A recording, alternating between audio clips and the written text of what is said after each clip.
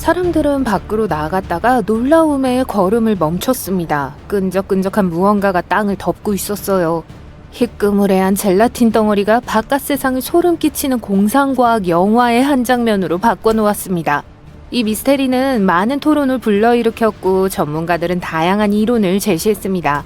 하지만 이 덩어리와 접촉한 사람들이 병에 걸렸다는 사실이 밝혀지면서 상황은 생각보다 훨씬 더 심각해졌습니다. 하지만 처음부터 다시 시작해볼게요. 오크빌이라는 마을에서 젤라틴 덩어리가 발견된 건 1994년 여름이었어요. 사람들은 하늘에서 비처럼 내렸다고 생각했는데 아니면 도대체 어디에서 왔겠어요. 이 발견은 지역 주민들에게 공포와 혼란을 불러일으켰습니다. 하지만 사실 이 끈적끈적한 물질이 나타난 건 처음이 아니었어요. 실제로 쌀알보다 작은 끈적끈적한 물질이 하늘에서 여러 번 떨어졌습니다. 그 양이 매우 많았고 땅과 창고 지붕에 쌓이면서 눈에 보이게 되었습니다. 첫 번째 사건이 발생한 지 약 열흘 후 한 신문에서 이 덩어리에 대한 기사를 썼어요. 그 외에는 이 미스테리한 물질에 대해 확인된 공식적인 보고는 없는 듯했습니다. 그러던 중 8월에 이 지역의 기상청 직원이 신원을 알 수 없는 한 남자로부터 전화를 받았어요. 이 남성은 하늘에서 떨어진 뜨거운 금속 입자가 아이들의 트램펄린에 구멍을 냈다고 주장했습니다. 오크빌 비를 조사할 때가 된 것 같았습니다. 한 병원에서 현미경으로 살펴본 결과 끔찍한 사실을 발견했다고 해요. 연구원들은 그 물질에 인간의 백혈구가 포함되어 있다고 말했습니다. 이로 인해 일부 사람들은 이 얼룩이 아마도 비행기 화장실에서 나온 액체 폐기물이 농축된 것이라고 추측했어요. 이 이론은 연방항공국 대변인이 화장실 액체가 보통 파란색으로 염색되어 블루 아이스라는 별명을 얻었다고 설명한 후 반박되었습니다. 오크빌 비를 설명하려는 또 다른 이론은 해파리와 관련이 있다는 거예요. 일부 전문가들은 해파리의 일부가 폭풍우를 타고 대기 중으로 떠올라 다른 장소로 이동했을 수 있다는 이 가설이 그럴듯하다는 데 동의했어요. 결국 동물이 비처럼 내리는 것은 새로운 일은 아니지만 이에 대해서는 나중에 다시 이야기하겠습니다. 동시에 이러한 비가 하늘에서 쏟아져 내리는 사건이 6건이나 보고되었습니다. 해파리 입자가 그렇게 오랫동안 하늘에 떠다니는 건 상상하기 어려웠습니다. 1994년 8월 20일 뉴욕타임스는 이 미스테리한 끈적끈적한 물질이 한때 살아있었다고 보도했어요. 이 기사는 워싱턴주 생태학부의 분석을 바탕으로 작성되었어요. 이 물질을 실험한 과학자는 이 물질에 다양한 크기의 세포가 포함되어 있다는 사실을 발견했다고 발표했습니다. 흥미롭게도 이러한 결과는 세포에 핵이 없다는 것이 밝혀지면서 인간 백혈구 이론에 종지부를 찍었습니다. 세포핵은 인간의 백혈구뿐만 아니라 해파리에서도 분명히 존재해요. 해파리는 세포에 핵이 없는 다세포 생물이에요. 하지만 어떤 종류의 생명체에 핵이 없을까요? 예를 들어 박테리아나 박테리아와 유사한 다른 미생물일 수 있어요. 이 수수께끼를 연구하는 한 전문가는 이 덩어리는 명확하게 눈에 보이는 구조가 없다고 말했습니다. 현미경을 사용해도 나타나지 않았다고 해요. 결국 연구진은 이 물질에 인간과 다른 포유류의 소화관에서 발견되는 2가지 유형의 박테리아가 포함되어 있다는 결론을 내렸어요. 이 박테리아는 또한 폐기물이 쌓일 때 종종 발견되었고 물과 공기를 통해 이동할 수 있어요. 이 끈적끈적한 물질은 일종의 운반체일 수 있습니다. 안타깝게도 과학자들은 자신들의 생각을 뒷받침할 확실한 증거가 없다고 인정했습니다. 미스테리를 더하기 위해 연구원들이 작업을 완료하기 전에 샘플이 사라진 것으로 알려졌습니다. 하지만 이상한 물질이 사람들을 병나게 했다는 것이 사실일까요? 언뜻 보기에는 그렇습니다. 몇몇 오크빌 주민들이 이 물질을 만진 후 몸이 아팠고 독감과 비슷한 증상을 경험했다고 보고했어요.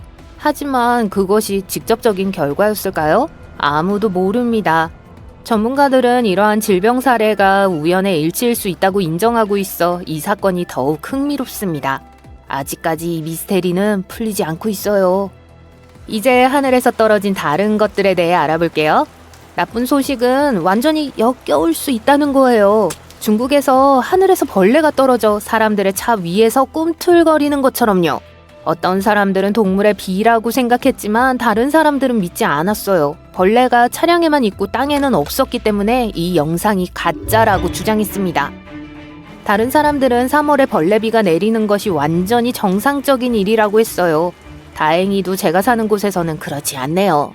하지만 가장 충격적인 것은 영국 제도에서도 기괴한 벌레비가 내렸다는 사실이에요. 예를 들어 스코틀랜드에서는 아이들이 축구를 하고 있었는데 벌레비가 내리기 시작했어요. 이상한 기상 변화일 수도 있고 누가 알겠어요. 하지만 동물비의 사례는 사실 오래전부터 시작되었습니다. 1877년 남부 캘리포니아의 한 농장을 강타한 이례적인 토네이도가 몸 길이 30cm에 달하는 작은 악어 몇 마리를 데려왔어요. 1894년에는 토네이도가 영국을 통과하면서 사람들의 머리에 독성 해파리를 떨어뜨렸어요. 일부 목격자들은 해파리가 아니라 올챙이라고 주장했지만 이 사건은 여전히 매우 이상한 일이었습니다. 1876년 켄터키에서는 블랙 유머 비가 기록되었습니다. 하늘에서 고기 덩어리가 떨어졌죠. 비위가 약한 분들은 이 부분을 건너뛰는 것이 좋아요. 경고했어요. 현지인들은 이 고기가 양고기 맛이 났다고 주장했어요. 하지만 나중에 연구원들은 이 지역 상공을 날아다니는 수리새가 속이 안 좋아서 먹은 음식을 공중에서 바로 토한 거라는 사실을 발견했습니다.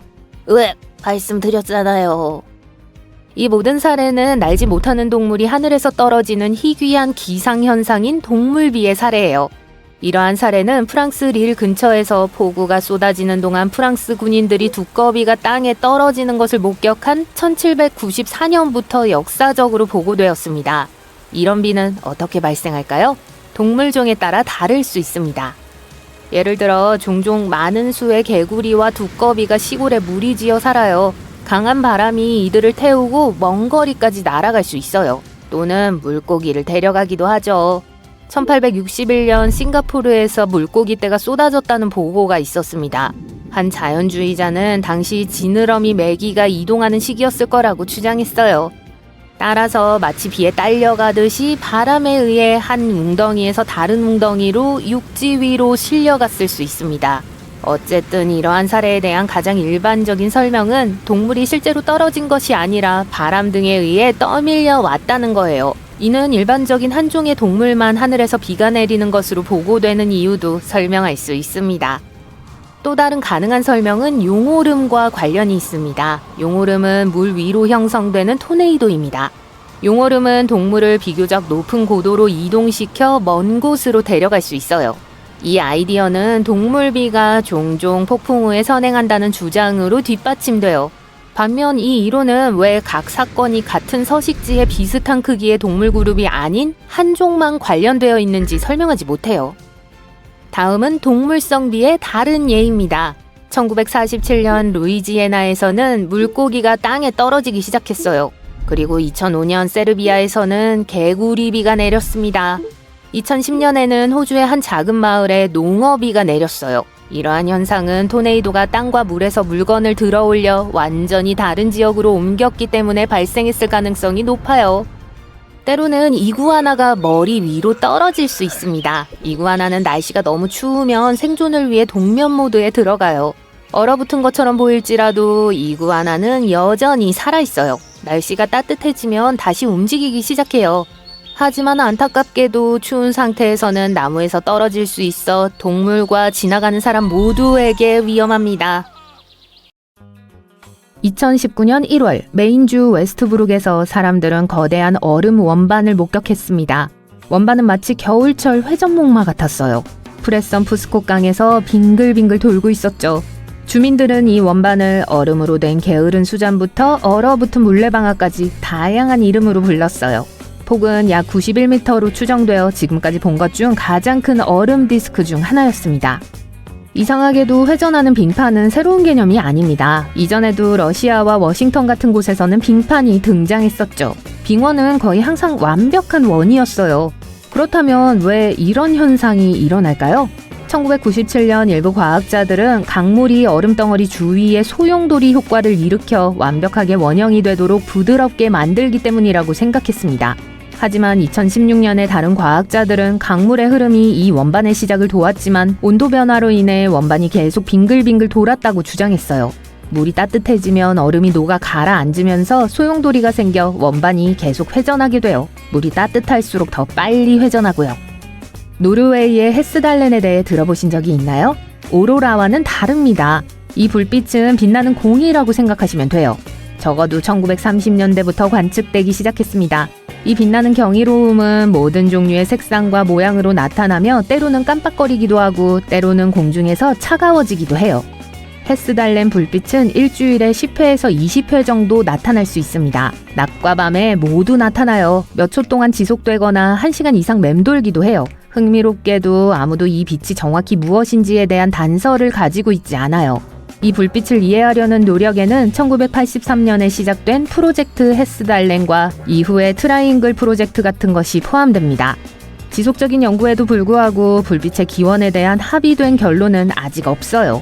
천체, 항공기 또는 신기루를 잘못 인식한 결과라는 설명이 제시되기도 합니다.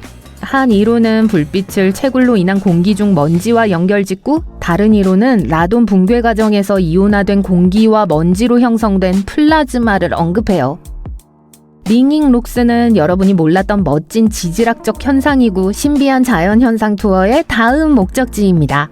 미국 벅스 카운티에서 찾을 수 있어요. 이 바위를 망치나 다른 바위로 두드리면 울리기 시작해요.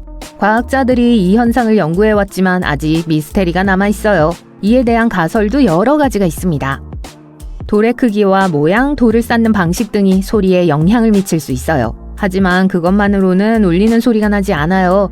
금속성 소리로 묘사되는 경우가 많지만 이는 암석의 밀도와 내부 응력 때문일 뿐 철분 함량 때문이 아닐 가능성이 높습니다. 1960년대의 한 과학 실험에 따르면 울리는 능력은 외부 풍화가 아닌 내부 스트레스에서 비롯된 것으로 나타났어요. 바위밭 한가운데서 발견된 살아있는 암석은 절단 후 팽창 또는 이완 현상을 보였는데 이는 내부 탄성 응력이 있음을 나타냅니다. 건조한 들판에서 풍화 속도가 느리면 이러한 응력이 발생할 수 있어요.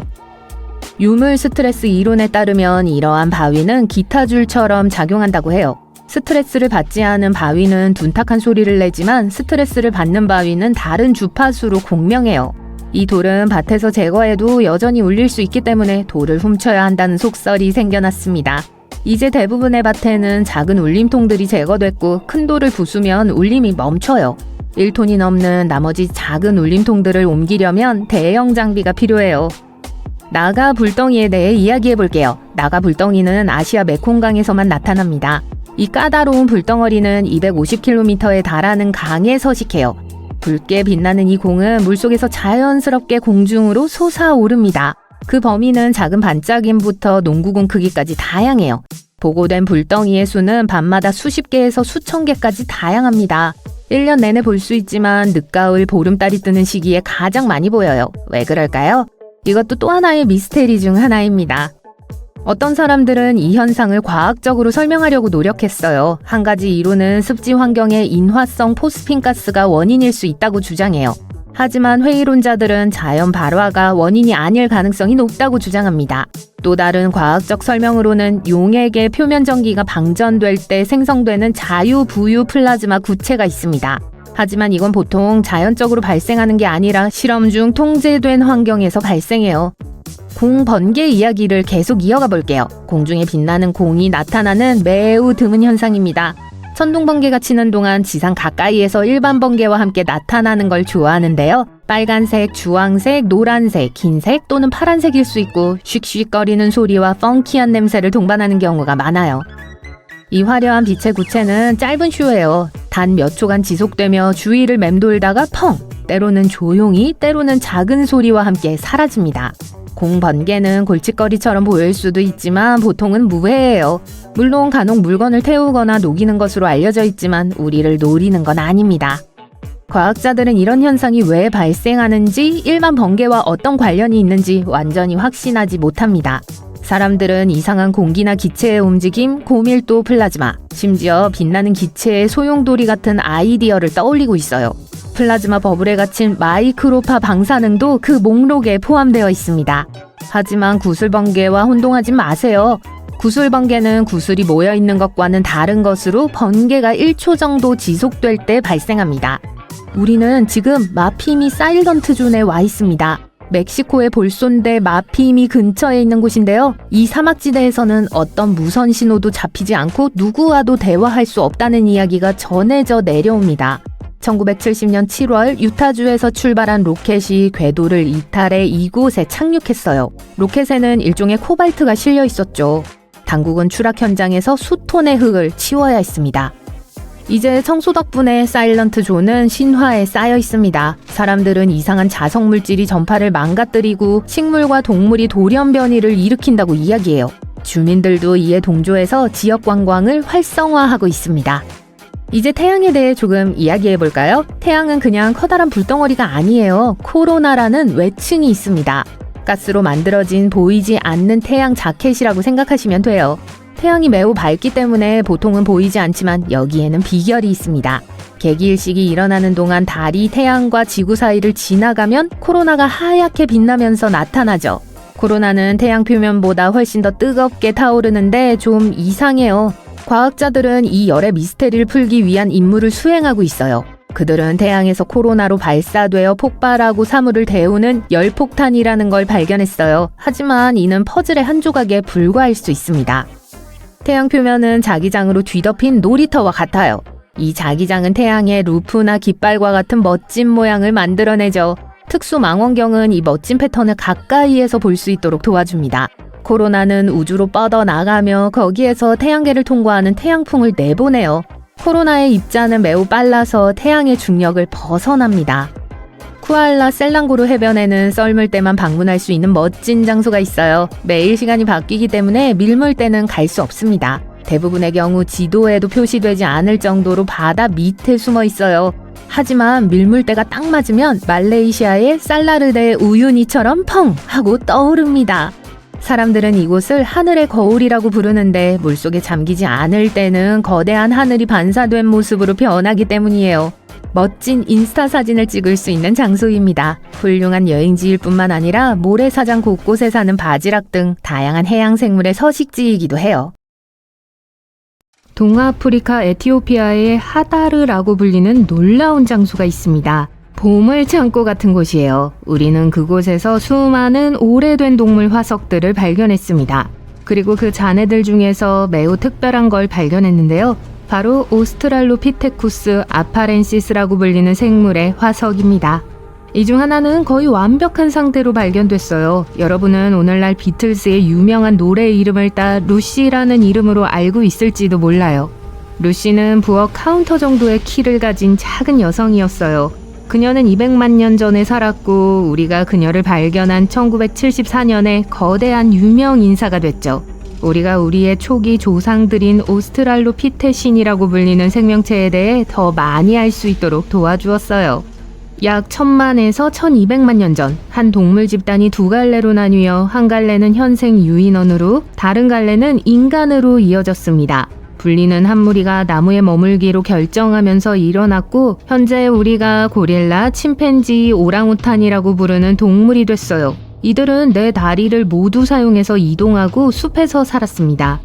하지만 다른 그룹은 땅에서 살기로 결정하고 두 발로 걷기를 시도했어요. 그 덕분에 이들의 뇌는 시간이 지남에 따라 점점 더 커지기 시작했죠.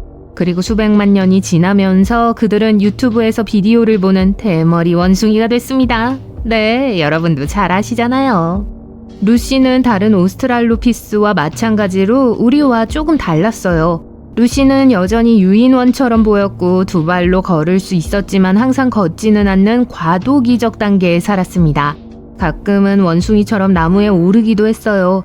그녀와 그녀의 친구들은 인류 진화의 첫걸음을 내디뎠습니다. 그 후 새로운 진화의 분기점인 호모 하빌리스, 즉 편리한 사람이 등장했습니다. 이들은 석기 도구를 개발하기 시작하고 인류 최초의 창의성을 발휘한 호모 속의 첫 번째 구성원입니다. 이들은 아마도 이러한 도구를 사용해서 음식을 채집하고 가공했을 거예요. 우리는 1960년대에 이들에 대한 첫 번째 단서를 발견했습니다. 이들은 약 300만 년 전에 동아프리카를 돌아다녔습니다. 키가 140cm 정도로 아주 작았어요. 더 이상 나무에 오르지 않았고 대부분 땅 위를 걸었습니다. 두개골 모양은 배 모양의 오스트랄로피스의 머리와 달리 이미 우리의 것과 닮았습니다. 그들의 뇌가 더 컸기 때문이에요. 그 다음으로는 직립보행자인 호모 에렉투스가 있었습니다. 이들은 약 200만 년에서 7만 년 전에 살았어요. 이 이름은 거의 항상 두 발로 걸었던 최초의 호미닌 종이라는 걸 암시해요. 또한 아프리카를 벗어나 아시아와 유럽으로 퍼져나간 최초의 인류이기도 해요. 그리고 여기서 우리는 진정한 돌파구를 찾았습니다. 호모 에렉투스의 대표자들은 훨씬 더 큰 두뇌를 가졌고 더 창의적이고 진보된 도구를 만드는 법을 배웠습니다. 그들은 최초의 도끼, 칼, 망치를 만들었고 조각을 스크레이퍼와 나이프로 사용했어요. 또한 나무 껍질, 풀 등 다양한 재료를 사용해 최초의 줄과 밧줄을 만들었을 거예요. 그 덕분에 그들은 큰 동물을 사냥하는 방법을 배웠고 아마도 함께 사냥을 많이 했을 겁니다. 또한 인류의 역사를 영원히 바꾼 불을 최초로 사용하기 시작했죠. 시간이 지나면서 유명한 네안데르탈린을 포함해서 더 많은 호모종들이 등장했습니다. 네안데르탈린은 유럽에 뿌리를 둔 것으로 알려져 있는데요. 그들은 약 40만 년 전에 우리의 공통 조상으로부터 분리되었습니다. 우리는 하나의 공통 조상을 공유했지만 네안데르탈린으로부터 진화한 것이 아니라 별개의 분파였어요. 네안데르탈린은 모두 멸종했지만 우리의 진화 분파는 오래전에 그들과 공존했습니다. 네안데르탈린은 수완이 뛰어나 육지와 바다의 생물을 모두 사냥했어요. 그들은 수천 개의 석기를 남겼고 동굴을 그림으로 장식하기도 했어요. 네안데르탈린은 자신들만의 의식도 가졌는데 죽은 사람을 매장하기 시작했어요. 야생에 방치하면 질병이 퍼지고 약탈자들이 몰려든다는 사실을 알고 있었을 거예요. 하지만 그들은 매장의식에서도 관심과 사랑을 보였습니다. 그 다음은 고인류 호모 사피엔스의 시대였습니다. 이들은 약 50만 년에서 20만 년 전에 아프리카와 유럽에 출현해서 살았어요. 이 시기는 우리 조상과 현생 인류인 호모 사피엔스 사이의 마지막 시기였습니다. 뇌는 계속 커져만 갔습니다. 그들은 매장과 흥미로운 석기도구뿐만 아니라 현명한 사냥 전략과 미래를 위한 계획 등 더 복잡한 행동을 보이기 시작했어요. 그들은 아마도 사냥과 채집을 모두 포함하는 다양한 식단을 가졌을 거예요. 그리고 마침내 해부학적으로 현대적인 호모 사피엔스에 도달했습니다. 이들은 약 20만 년 전 아프리카에서 출현했어요. 현대인의 골격 구조와 뇌 크기가 비슷했고 행동 방식도 우리와 매우 비슷했습니다. 이들은 복잡한 사회 구조를 가지고 있었고 상징으로 사고하기 시작했어요. 약 6만 년 전 아프리카에서 이주해서 전 세계로 퍼져나갔고 결국 네안데르탈린과 같은 다른 호미닌 종을 대체했습니다. 이들은 첫 번째 언어를 만들고 첫 단어를 만들기 시작했어요. 첫 단어는 아마도 누군가를 부르는 아기들의 마와 같은 매우 단순한 단어였을 거예요. 최종 단계로 진화한 후 인류는 문화와 기술 발전에서 진보를 이루기 시작했습니다. 이러한 발전은 지난 20만 년 동안 매우 빠르게 이루어졌어요. 약 12,000년 전 신석기 시대가 시작되었습니다. 이 시기는 빙하기가 끝나는 시기였어요. 인간은 끊임없이 이동하는 대신 정착된 마을에 살기 시작했습니다. 이러한 변화는 사람들이 농작물을 재배하고 염소나 양과 같은 동물을 기를 수 있게 된 농업의 출현으로 인해 일어났어요. 초기 인류는 목축을 위해 양치기 개와 같은 동물을 길들이기 시작했죠. 또한 동굴의 손자국, 동물, 사냥 등 유명한 그림을 남기며 최초의 예술 작품을 만들기 시작했습니다. 심지어 최초의 화폐를 만들어 거래에 클레이 토큰을 사용하기 시작했어요. 이것이 상업과 화폐 사용의 시작이었습니다. 그리고 마침내 우리는 글을 쓰기 시작했고 이제 그 사건들을 기록으로 남기고 전승할 수 있게 되었습니다. 이때부터 역사가 공식적으로 시작됐죠. 이후 농업의 발달, 복잡한 사회의 등장, 문자와 바퀴의 발명, 문명의 출현이 이어졌어요. 도구가 점점 더 정교해지고 언어가 등장하면서 오늘날과 같은 다양한 문화와 사회가 형성됐어요. 그렇다면 왜 우리는 진화를 멈췄을까요? 사실 인간의 진화는 예전만큼 드라마틱하지는 않지만 현재 진행 중인 과정이에요. 우리는 다양한 환경에 적응하고 피부색, 외모, 신체 크기, 유당 내성이나 특정 질병에 대한 저항성과 같은 특성에 영향을 미치는 유전자 돌연변이를 가지고 있어요. 하지만 오늘날 우리가 살고 있는 세상은 우리 조상들이 살았던 세상과는 매우 다릅니다. 우리는 기술, 문화, 사회 시스템이 발달했기 때문에 그다지 큰 고통을 겪지 않아요. 덕분에 진화의 속도가 느려져 지금처럼 잘 지내고 있습니다. 우리가 경험하기 시작한 건 물리적 진화가 아닌 문화적 진화예요. 게다가 20만 년은 우주나 지구의 시간을 고려할 때 매우 짧은 기간입니다. 수십만 년 후에 우리에게 어떤 일이 일어날지 지켜봐야 해요. 그때는 제가 살아있지 않겠지만 이에 대한 몇 가지 이론이 있습니다. 미래에는 인간과 기계가 하나의 슈퍼 존재로 합쳐질 수 있다는 큰 아이디어가 있습니다. 우리는 이를 기술적 특이점이라고 부르는데 인간이 더 이상 기술의 발전을 통제할 수 없을 정도로 기술을 주도하는 상태를 말해요. 예를 들어 인공지능이 너무 발전하면 우리가 살아가는 방식이 모두 바뀔 겁니다. 현재 인공지능이 부상하고는 있지만 적어도 향후 몇십 년 안에 인공지능이 세상을 장악할까봐 너무 걱정할 필요는 없어요. 현재 우리가 개발한 인공지능은 시뮬레이션이 거의 없는 약한 인공지능일 뿐이에요. 인공지능에 대해 잘 모르는 사람들에게는 무섭게 보일 수 있지만 사실 인공지능이 의식은 물론 인간 두뇌의 복잡성에 도달하기까지는 아직 갈 길이 멀어요. 하지만 많은 사람들은 AI가 이러한 수준의 지능에 도달하는 것은 시간 문제라고 생각합니다. 그렇게 되면 세상이 완전히 바뀔 수도 있어요. 다른 가능성도 있습니다. 예를 들어 언젠가 우리가 기계와 합쳐져 의식을 클라우드에 업로드하는 방법을 배우는 단계에 도달할 수도 있어요. 이 경우 우리는 인터넷을 통해 두뇌로 대화하며 하나의 거대한 의식이 되는 하이브 마인드가 될 수도 있어요. 미래에 어떤 일이 일어나든 한 가지 확실한 건 기술이 빠르게 변화하고 있고 조만간 우리 모두에게 영향을 미칠 것이라는 점입니다. 어느 날 갑자기 펑! 크고 털과 깃털을 가진 모든 생명체가 허공으로 사라진다고 상상해보세요. 인간도 사라지고 이제 지구에는 미생물만 남게 됩니다. 지구는 어떻게 될까요? 복잡한 생물이 다시 나타나려면 얼마나 걸리고 어떤 모습일까요? 좋아요. 미생물의 세계에 오신 것을 환영합니다. 미생물은 현미경 없이는 볼 수 없을 정도로 작은 생명체의 가장 작은 구성 요소예요. 이 놀라운 세계에는 박테리아, 고세균, 단세포 유기체의 세 가지 주요 미생물 그룹이 있습니다. 박테리아는 우리가 숨쉬는 공기부터 먹는 음식까지 어디에나 존재합니다. 일부 박테리아는 음식물의 소화를 돕고 요구르트의 맛을 좋게 만드는 좋은 친구예요. 하지만 일부는 장난을 치고 감염을 일으킬 수 있죠. 고세균은 미세한 우주를 탐험하는 거친 탐험가입니다. 고세균은 미생물 중에서도 무모한 존재로 생명체가 가장 열악한 환경에서도 살아남을 수 있다는 걸 보여줬어요. 예를 들어 고세균은 엄청나게 뜨거운 온천에서도 번성할 수 있습니다. 심지어 화산 속에서도 살 수 있는 미생물도 있어요. 박테리아는 영하의 추위에도 잘 견딥니다. 특정 박테리아는 북극이나 남극처럼 얼음이 많은 곳에서도 활발하게 활동해요. 그곳에서 박테리아는 오랜 시간 동안 얼어붙은 동식물의 사체를 분해하는 데 도움을 줍니다. 자연의 청소부 역할을 하며 먹다 남은 음식물을 유용한 재료로 바꿔주죠.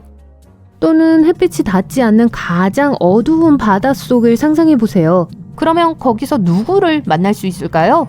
물속에 온갖 이상한 화학물질로 먹이를 만드는 미생물입니다. 물론 이들은 우리 몸속에도 살고 있어요. 여러분은 걸어다니는 미생물 파티입니다. 작은 음식물을 소화하고 건강을 유지하는 데 도움을 주는 수조개의 박테리아가 서식하는 아늑한 집이에요. 마지막으로 단세포 생물입니다. 단세포 생물은 식물처럼 광합성을 통해 스스로 먹이를 만들기도 하고 동물처럼 작은 먹잇감을 사냥하기도 해요. 일부 단세포 생물은 서로 협력해서 군집을 형성하고 복잡한 구조를 만들기도 합니다. 이 모든 미생물은 생명의 근간입니다. 처음에 지구에는 미생물만 존재했어요. 그저 어울리며 소박한 삶을 즐기고 있었죠. 하지만 시간이 흐르고 세월이 흐를수록 미생물은 진화하기 시작했습니다. 미생물은 조금씩 변화했고 때로는 특별한 능력을 획득해서 자식에게 물려주기도 했죠. 세대가 바뀌고 그 변화는 계속 누적되고 있습니다. 미생물은 점점 더 복잡해졌어요. 그리고 수십억 년 동안 수조 번의 변화 끝에 오늘날 지구상에서 볼 수 있는 동물, 식물, 사람만큼이나 놀라운 존재가 되었습니다. 매우 길고 지루한 과정이었어요. 이제 다시 한번 생각해 봅시다. 만약 최초의 미생물을 제외한 현대 지구상의 모든 생명체가 사라진다면 어떨까요? 번잡한 생활이 사라진 세상은 섬뜩할 정도로 조용해질 거예요. 사람과 동물로 가득했던 거리는 이제 텅 비어 평화로울 겁니다. 건물과 도시는 사라진 세상에 대한 조용한 기념비처럼 홀로 서 있겠죠. 첫째, 먹이 사슬에 큰 혼란이 일어날 거예요. 식물, 초식동물, 육식동물이 없다면 생명을 유지하는 복잡한 먹이사슬과 그물망은 붕괴될 겁니다. 우리의 세상은 지금처럼 거칠고 활기차지 않을 거예요. 작은 미생물은 멋지지만 우리 모두가 좋아하는 크고 북적이는 파티를 재현할 수는 없습니다. 또한 미생물이 동물이나 다른 유기체의 남은 음식물을 먹는다고 언급한 거 기억하시나요? 우리가 케이크를 먹고 에너지로 전환하는 것처럼 미생물은 이러한 조각들을 지구에게 필요한 영양분으로 전환해요. 하지만 지금처럼 큰 동물과 식물이 없다면 남은 케이크가 많지 않을 거예요. 미생물은 여전히 열심히 일하겠지만 진화의 속도는 매우 느려질 겁니다. 이제 식물이 없으면 우리에게 더 이상 산소가 없을 것이라고 생각할 수 있어요. 하지만 이건 전적으로 사실이 아니에요. 실제로 나무는 지구에 존재하는 산소의 약 20에서 30%만 생산합니다. 그렇다면 우리가 숨을 쉬는데 정말 도움을 주는 건 무엇일까요? 스폰지밥에 나오는 플랑크톤이요. 해양 플랑크톤, 특히 식물성 플랑크톤은 지구 산소 생산의 약 80%를 담당합니다. 식물성 플랑크톤은 미생물로 간주돼요. 식물 플랑크톤은 햇빛을 이용해 바다를 떠다니는 작은 단세포 또는 군집을 이루는 유기체입니다. 따라서 모든 육상식물과 동물이 사라져도 해양 플랑크톤은 광합성을 통해 바다에서 산소를 계속 생산할 수 있어요. 플랑크톤은 숨 쉴 수 있는 대기를 유지하는 데 더욱 필수적인 존재가 될 겁니다. 하지만 지금 이 친구들은 몇 가지 큰 도전에 직면하게 될 거예요. 고래나 물고기 같은 큰 동물은 보통 바다에 영양분을 공급해요.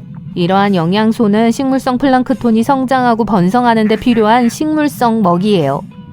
큰 동물이 없다면 이러한 특별한 영양소가 더 적을 수 있습니다. 식물성 플랑크톤은 해양 먹이 사슬의 최하위 역할을 하기 때문에 전체 해양 먹이 사슬의 도미노 효과를 일으킬 수 있습니다. 또한 식물 수가 줄어들면 산소가 덜 만들어지고 이산화탄소가 더 많이 남게 돼요. 공기 중 기체의 균형이 약간 바뀔 수 있습니다.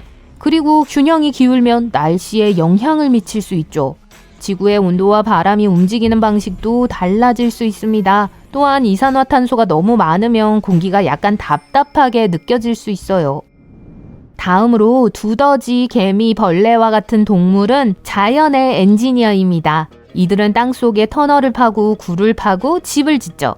이 동물들이 땅을 파고 움직일 때 실제로는 흙을 돕고 있는 거예요. 흙을 섞어 공기와 물이 통할 수 있는 통로를 만들어주죠. 마치 흙을 건강하게 유지하기 위해 흙을 잘 흔들어주는 것과 같습니다. 따라서 이런 동물 엔지니어들이 없으면 토양이 약간 빽빽하고 단단해질 수 있어요. 빗물이 쉽게 스며들지 않을 거예요. 동물 엔지니어가 사라지면 영양분이 고루 퍼지지 않아 토양은 맛있는 먹이를 놓칠 수 있어요. 따라서 지하 생태계 전체가 덜 아늑하고 비좁아질 수 있죠. 하지만 가장 흥미로운 질문은 인류의 모든 유물은 어떻게 될까요? 사람들은 사라졌지만 그들의 구조는 남아있을 겁니다. 이것이 지구상의 미생물 발달에 어떤 영향을 미칠 수 있는지 살펴보죠. 인간이 만든 것들은 적절한 관리가 필요해요. 따라서 사람이 더 이상 존재하지 않는다면 이 모든 것들은 매우 빠르게 파괴될 거예요. 미생물은 표면에서 자랄 수 있고 시간이 지나면 건물, 거리, 구조물을 덮기 시작할 거예요. 당장 눈에 보이지는 않지만 충분한 시간이 지나면 미생물이 자라는 얇은 층을 볼 수 있습니다. 자연은 강력한 존재입니다. 한때는 인간의 관리로 보호받던 건물이 이제는 자연에 노출될 거예요. 바람, 비, 태양, 눈은 우리가 만든 모든 것을 파괴하고 무너뜨릴 수 있어요. 또한 지구상의 일부 지역은 매우 더운 여름, 혹독한 겨울, 엄청난 폭풍우와 같은 혹독한 날씨를 겪습니다. 이러한 지역에서는 건물과 도시가 더 빨리 파괴될 수 있죠. 미생물 중 일부는 물질을 분해할 수 있는 산을 생성하기 때문에 미생물도 이러한 현상에 기여할 수 있습니다. 서서히 균열이 생기고 콘크리트나 목재와 같은 재료가 약해질 수 있어요. 인간은 스스로를 자연의 왕이라고 부르며 자연의 힘을 과대평가하는데 만약 우리가 사라진다면 불과 몇천 년 안에 인류 문명의 흔적은 거의 남지 않을 거예요. 마치 우리가 존재하지 않았던 것과 같겠죠. 하지만 어쨌든 이 이벤트는 미생물이 완전히 새로운 방식으로 진화할 수 있는 흥미로운 기회를 제공할 겁니다. 미생물은 스포트라이트를 한 몸에 받으며 자유롭게 주변 환경을 탐색하고 적응할 수 있게 돼요. 어떤 장소는 더 어려워지기도 하고 어떤 장소는 더 쉽게 정복할 수 있습니다. 미생물은 빠르게 번식하며 때로는 단 몇 분 만에 번식하기도 해요.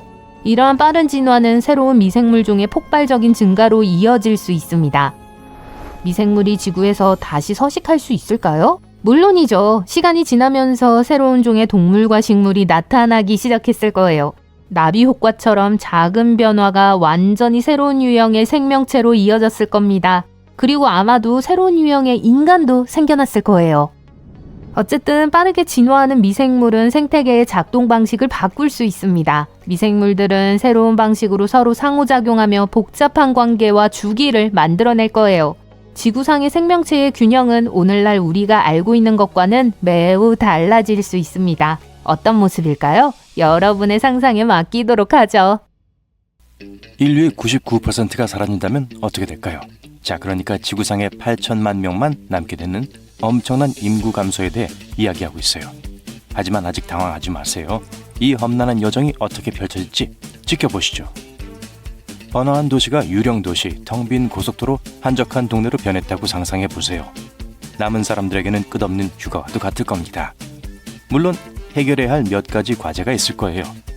예를 들어 관리되지 않은 가스 배관으로 인한 화재가 발생할 수 있습니다. 그리고 버려진 화학물질 저장 시설과 산업 공장이 공해를 일으킬 수도 있어요. 버려진 원자력 발전소도 빼놓을 수 없죠. 야생동물은 더 자유로워질 거고 가난한 가축과 양은 추운 북부 기후에서 어려움을 겪을 거예요. 설상가상으로 저장된 휘발유는 안전성이 좋지 않기 때문에 오래가지 못할 겁니다. 밝은 면도 살펴볼까요?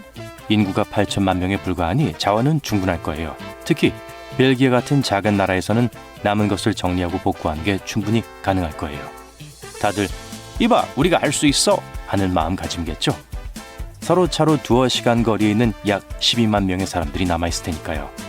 물론 전 세계 인구의 1%에 불과한 나머지 인구가 이 사태가 발생하기 전에 국가별 인구를 기준으로 지구상에 균등하게 흩어져 있다는 가정하에 말이죠. 이 경우 거의 모든 국가가 비슷한 상황에 직면할 거예요. 50만 명의 인구가 대부분 함께 어울리는 한국을 상상해 보세요. 브라질은 200만 명의 주민이 대서양 연안을 따라 휴식을 취하고 있을 거예요. 종말 이후 갱단이 미쳐 날뛰는 영화와 달리 생존자들은 예전의 공동체에서 함께 뭉치려고 노력할 거예요. 이 수완 좋은 친구들은 새로운 가족 및 마을 공동체에서 함께 뭉쳐서 문제를 일으키는 사람들을 처리할 수 있는 지식과 기술을 갖추게 될 겁니다. 인간은 사회적 동물이고 미지의 세계에 맞서기 위해 함께 뭉치기를 원한다는 사실을 기억하세요. 적어도 여기서 처음부터 다시 시작할 필요는 없겠죠. 인류가 축적한 모든 지식이 여전히 우리와 함께 할 수 있다는 큰 이점이 있습니다. 전기와 인터넷만 있다면 괜찮을 거예요. 그렇다면 우리는 다시 산업화할까요? 네, 물론이죠. 우리 주변에는 여전히 도구와 기계가 남아있어 유리한 출발을 할 수 있습니다. 물론 처음에는 재생에너지가 까다로울 수 있고 석탄과 같은 화석 연료에 의존해야 할 수도 있지만 우리는 수완이 풍부하기 때문에 이를 해결할 방법을 찾을 수 있을 거예요. 게다가 중요한 기술을 가진 뛰어난 인재들이 도전에 나설 겁니다. 이런 종류의 일은 실제 생활에서도 일어날 수 있는 일이죠. 역사적인 붕괴 사건을 생각해 보세요. 수세기에 걸친 서사시적인 사건이었죠. 14세기에 패스트가 창궐하여 유럽 인구의 최대 절반이 목숨을 잃었습니다. 중동 지역도 영향을 받아 전 세계 인구의 약 10분의 1이 패스트에 감염됐죠.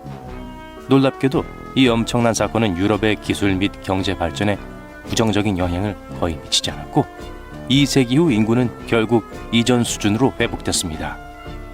다른 두 가지 붕괴 사례는 로마와 청동기 시대입니다. 두 문명 모두 기술 발전과 경제적 번영을 누리고 국제무역에 참여했던 인상적인 문명을 몰락시켰어요. 청동기 시대의 붕괴는 기원전 1200년에서 1150년 사이에 일어났으며 미케네 그리스와 히타이트 문명의 몰락과 이집트 및 아시리아 문명의 약화로 이어졌습니다. 오늘날까지도 역사가들은 이 붕괴의 정확한 원인에 대해 확실하지 못하고 있어요. 한때 100만 명이 넘는 인구를 자랑하며 수세기 동안 서로마 제국의 중심지 역할을 했던 로마는 5세기에 급격한 쇠퇴를 맞이했습니다. 수십 년 만에 제국 전체가 무너졌어요.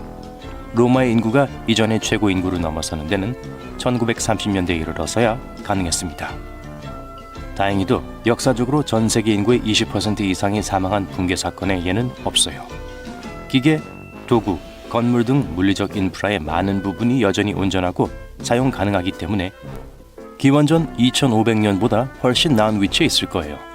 나머지 8천만 명의 생존자들은 인류가 축적한 풍부한 지식에 접근할 수 있을 겁니다. 또한 일부 개인은 엔지니어나 화학자처럼 중요한 직업을 가질 수도 있어요.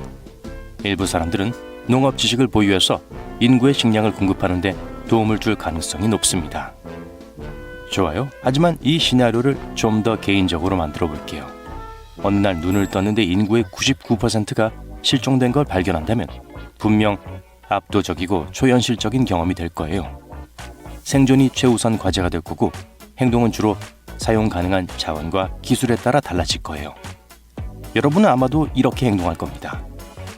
무슨 일이 일어났는지 이해하려면 잠시 시간이 걸려요. 갑작스러운 사람들의 실종은 충격적이고 혼란스러운 일이겠죠. 어벤져스에서 일어난 일처럼 친구와 가족도 사라졌을 거예요. 식량, 물, 쉼터, 의료품 등 생존에 필수적인 물품을 확보하는 데 가장 중점을 두어야 합니다.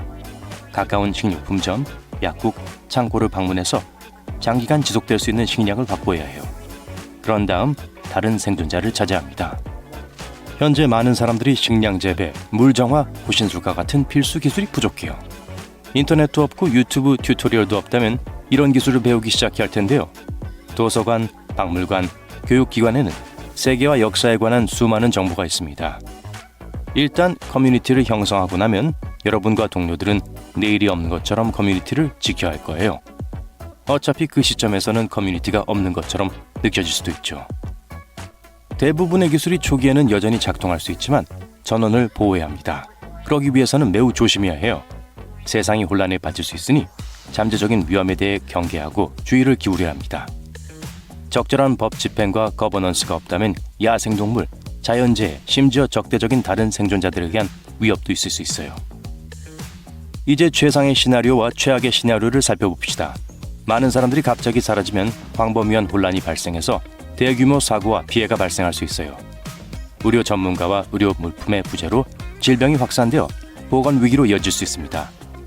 식량 생산 및 유통 시스템이 붕괴되어 식량 부족과 기근이 현실화될 수 있어요. 절망에 빠진 사람들이 생존을 위해 자원을 찾아 나서면서 약탈과 폭력이 발생할 수 있습니다. 가장 좋은 시나리오는 이 모든 혼란을 겪은 후 생존자들이 서로를 지원하고 회복력 있는 커뮤니티를 형성하기 위해 함께 모이는 거예요. 전 세계의 탄소 배출량이 현저히 줄어들어 환경에 긍정적인 영향을 미칠 겁니다. 인구가 적으면 장기적으로 식량과 물과 같은 자원이 더 풍부하고 지속 가능할 수 있어요. 인구 밀도가 높은 세상에 제약이 없다면 사람들은 개인의 열정, 예술, 창의력에 집중할 수 있습니다. 첨단 기술이 여전히 존재하기 때문에 생존자들은 지식을 보존하고 과학 연구를 발전시키기 위해 노력할 수 있어요. 하지만 전반적으로 세상은 급격하게 변화하고 미래는 불확실해질 거예요. 여러분과 다른 생존자들의 행동이 새로운 세계를 형성하고 그 궤도를 결정하는 데 중요한 역할을 할 겁니다. 낚시 전문가가 된 기분이 드세요? 가까운 수역으로 가서 수중 간식을 낚아올리는 행운을 시험해 보세요. 자, 여기 아이디어가 있습니다. 녹색 엄지 슈퍼스타가 되어보세요. 씨앗을 심고 작물을 가꾸고 미니 농장이 번성하는 모습을 지켜보세요. 농장에서 식탁까지 요리하고 싶으신 분? 털복숭이 친구들은 어때요? 떠돌아다니는 동물들이 보일 때 친구가 되어주면 충성스러운 반려동물을 얻게 될 거예요. 이제 심호흡을 하고 턱을 지켜들고 내면의 생존 전문가를 끌어안으세요. 험난한 여정이 될 수도 있지만 여러분에게는 종말 이후의 삶의 향연에서 성공할 수 있는 정신과 기술이 있다는 것을 기억하세요. 그러니 밖으로 나가세요. 오늘날 전 세계 인구가 80억 명이 넘는 상황에서 인류가 멸종할 뻔할 정도로 인구가 적었던 때가 있었다는 건 상상하기 어려운데요. 약 90만 년 전 고대 조상들이 위기에 직면했을 때가 있었습니다. 최근 연구에 따르면 당시 인류는 약 1280명 정도만 남았는데 너무 적은 숫자죠. 지구상에 단 하나의 마을 혹은 아주 작은 도시 하나가 있는 셈이었어요. 인류는 인구 병목 현상을 겪으며 거의 98%가 사라졌습니다. 그리고 10만 년 이상 힘든 시기를 보냈죠. 왜 이런 일이 일어났는지 완전히 이해하지는 못하지만 지구 기후의 엄청난 변화 때문일 가능성이 높습니다. 추운 날씨가 더 오래 지속되고 바다가 더 차가웠으며 빙하가 더 많았던 시기였어요. 몬순은 엄청나게 강력했지만 비는 더 적게 내렸습니다. 이러한 변화는 아프리카와 유라시아의 야생 동물종에 영향을 미쳤고 사람들의 식량 공급원이었던 많은 동식물이 사라졌습니다. 하지만 어느 순간 우리 조상들은 힘을 발휘해 힘든 시기에도 불구하고 다시 일어섰어요. 사람들이 불을 더 잘 다루는 방법을 배웠고 기온도 더 따뜻해졌기 때문에 그 숫자는 다시 증가하기 시작했습니다. 하지만 만약 우리가 자연에게 패배해서 인류의 모든 것이 정말로 멈췄다면 세상은 어떤 모습일까요? 실제로 그런 일이 일어났던 평행 차원으로 여행을 떠나봅시다. 그 우주에는 제국도 피라미드도 오래된 문명이 우리에게 남긴 인상적인 업적도 존재하지 않을 거예요. 동네, 도시, 좋아하는 공원, 앉아서 커피를 마시던 그 벤치도 없습니다. 커피를 마실 수 없다는 건 정말 큰 타격이죠. 수영장도 모험공원도 해변의 번잡함도 없습니다. 바다로 분리된 다른 대륙으로 이동할 수 있는 배나 비행기도 없으니 어떤 생물도 이동할 수 없을 거예요. 동물들은 새로운 영토를 방문하기 위해 지각판이 다시 움직일 때까지 기다려야 할 겁니다. 와, 세상이 얼마나 조용한지 방금 깨달으셨나요? 자연은 인간만큼 소음을 내는 경우가 거의 없으니까요. 건물은 자동차, 오토바이 등 모든 차량과 함께 시끄럽습니다. 공항 근처에 산다면 비행기의 소음이 얼마나 큰지 잘 아실 거예요. 하지만 여기에서는 누구의 전화벨도 울리지 않아요. 술집이나 체육관에서 나오는 음악 소리도 들리지 않죠. 우와, 하늘이 얼마나 파란지 보세요. 여러분의 세상에서는 이런 하늘을 본 적이 없을 겁니다. 비와 바람은 지구 표면을 깨끗하게 씻어내지만 인간이 만들어내는 먼지와 스모그가 없기 때문에 할 일이 많지 않아요. 먼지가 있긴 하지만 자연이 만들어내는 다른 종류의 먼지가 있죠. 우리는 수많은 히터와 에어컨 시스템으로 공기와 먼지를 내뿜기 때문에 이를 잘 느끼지 못합니다. 식수는 호수와 강에서만 볼 수 있고 이 지역에는 다양한 동물들이 모여듭니다. 어디를 가든 야생동물이 지나가기 때문에 익숙해지려면 시간이 좀 걸려요. 개, 고양이 등 우리가 익숙한 반려동물은 찾아볼 수 없어요. 전기도 들어오지 않습니다. 휴대폰을 가져왔다면 배터리가 다 떨어지면 충전할 수 없으니까 최대한 빨리 사진을 찍으세요. 하지만 인터넷이 제공되지 않으니까 사진을 볼 수 있는 사람은 여러분뿐입니다.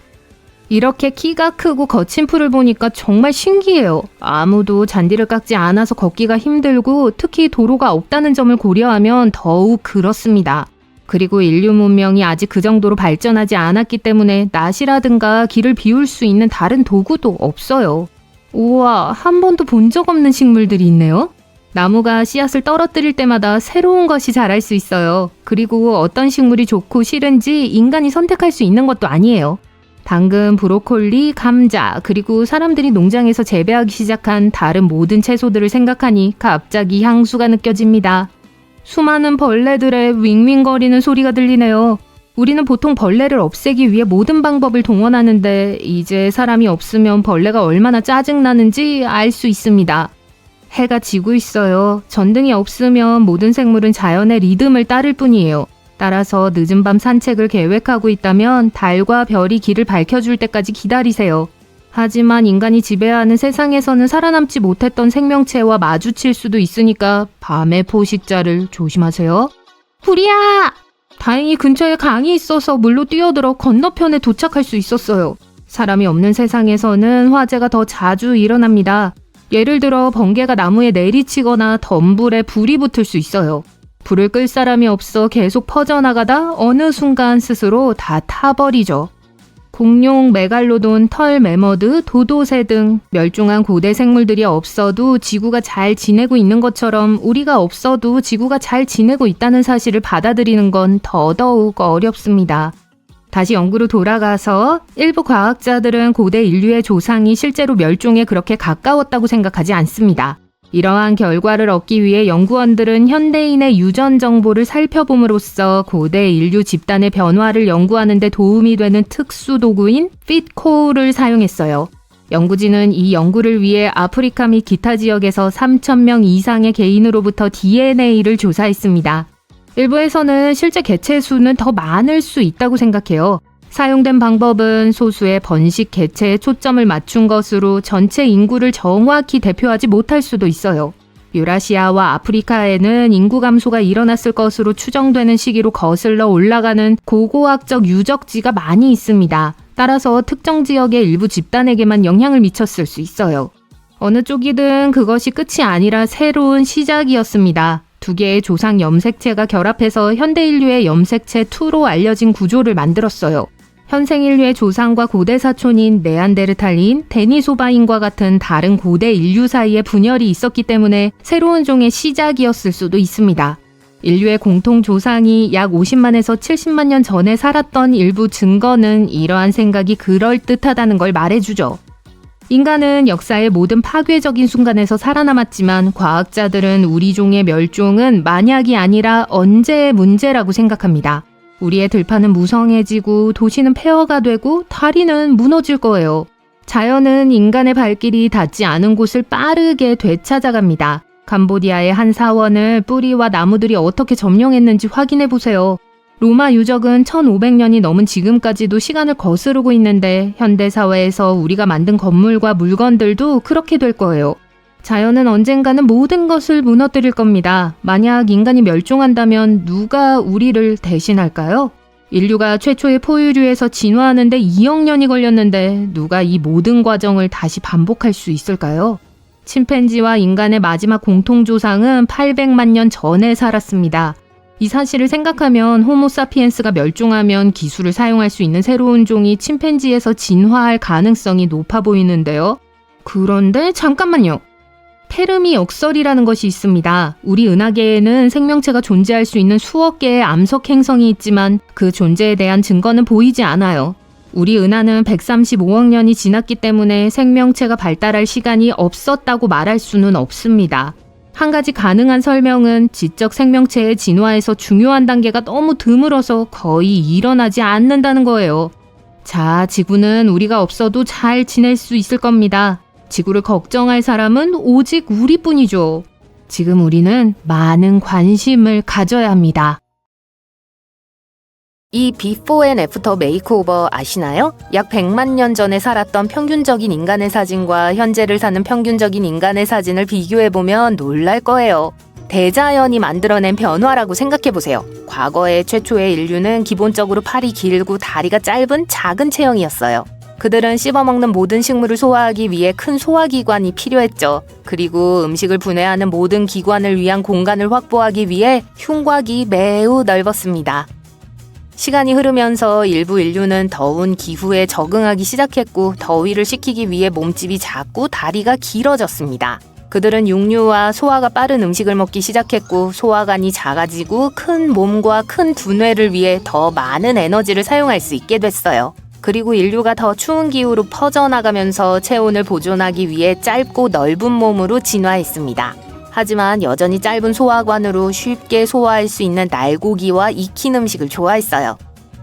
동아프리카에서 온 8에서 9세 호모 에렉투스 아이의 골격을 살펴보세요. 그는 이미 키가 161cm에 몸무게가 48kg이었어요. 더 자랐다면 키가 거의 182cm에 달했을 수도 있을 거예요. 그의 마른 몸은 덥고 건조한 환경에 완벽했습니다. 그리고 네안데르탈린은 평균 키가 164cm에 불과했어요. 짧고 넓은 몸으로 겨울철 추위와 빙하기에도 잘 견뎌냈습니다. 정크푸드는 치아에 좋지 않지만 치아 사이가 좁아지는 원인이 될 수도 있다는 사실을 알고 계셨나요? 과거 우리 조상들은 사랑니가 있는 가지런한 치아를 가지고 있었지만 가공식품과 밀링 기술 덕분에 턱이 줄어들고 치아가 제한된 공간을 차지하기 위해 경쟁하고 있어요. 따라서 비뚤어진 치아를 피하고 싶다면 덜 가공된 식단을 유지하세요. 인류는 전 세계로 퍼져나가 다양한 환경에 적응하면서 생존을 위해 체형을 변화시켰습니다. 그리고 식생활이 변화함에 따라 신체도 변화했어요. 하지만 한 가지 확실한 건 초기 인류는 지금보다 더 두껍고 튼튼한 뼈를 가진 매우 활동적인 존재였다는 점입니다. 오늘날 우리는 육체적으로 덜 힘든 생활 방식 덕분에 뼈가 더 매끈하고 약하게 진화하고 있어요. 네, 시간이 지남에 따라 우리가 얼마나 변했는지 보는 건 멋진 일입니다. 옛날에도 인간은 멋졌지만 지금은 더 멋질 거예요. 여러분은 모르실지 모르겠지만 여러분의 뼈는 슈퍼모델과 같아요. 항상 사용할 수 있도록 설계되어 있고 보기에도 꽤 멋져요. 하지만 더 튼튼한 것이 무엇일까요? 바로 치아입니다. 음식을 씹을 때 치아는 6.5제곱센티미터당 무려 2,540kg의 압력을 가할 수 있어요. 씹는 힘이 엄청나죠? 뼈에 대해 말하자면 뼈가 물로 이루어져 있다는 사실을 알고 계셨나요? 네, 뼈 질량의 약 25%는 실제로 물로 이루어져 있습니다. 눈은 자동차 엔진과 같다는 재미있는 사실이 하나 더 있어요. 엔진에 휘발유가 필요한 것처럼 눈도 제대로 작동하려면 수분이 필요해요. 따라서 하루에 최대 2만 번 눈을 깜빡이면 기본적으로 앞유리창을 닦는 것과 같아요. 얼굴이 붉어지고 뺨이 빨개지는 걸 느껴본 적이 있나요? 위 내벽도 붉어질 수 있다는 사실을 알고 계셨나요? 얼굴이 붉어지면 몸의 혈류량이 증가하는데 여기에는 위벽도 포함됩니다. 혈관이 많아서 평소보다 혈액량이 많으면 붉게 변하는 거죠. 플라스틱이 환경에 좋지 않다는 건 누구나 알고 있지만 실제로 소량은 소화가 가능하다는 사실을 알고 계셨나요? 하지만 우리의 소화기관은 풀을 처리할 수 없습니다. 방목하는 동물은 생립과 풀을 처리하기 위해 특별한 이빨과 여러 개의 위를 가지고 있지만 우리는 위가 하나뿐이라서요. 우리 모두는 눈꺼풀을 감는 것을 제어하는 2개의 초고속 근육을 가지고 있습니다. 이 근육은 실제로 우리 몸에서 가장 빠른 근육으로 작동하면 단 0.1초 만에 눈을 감아요.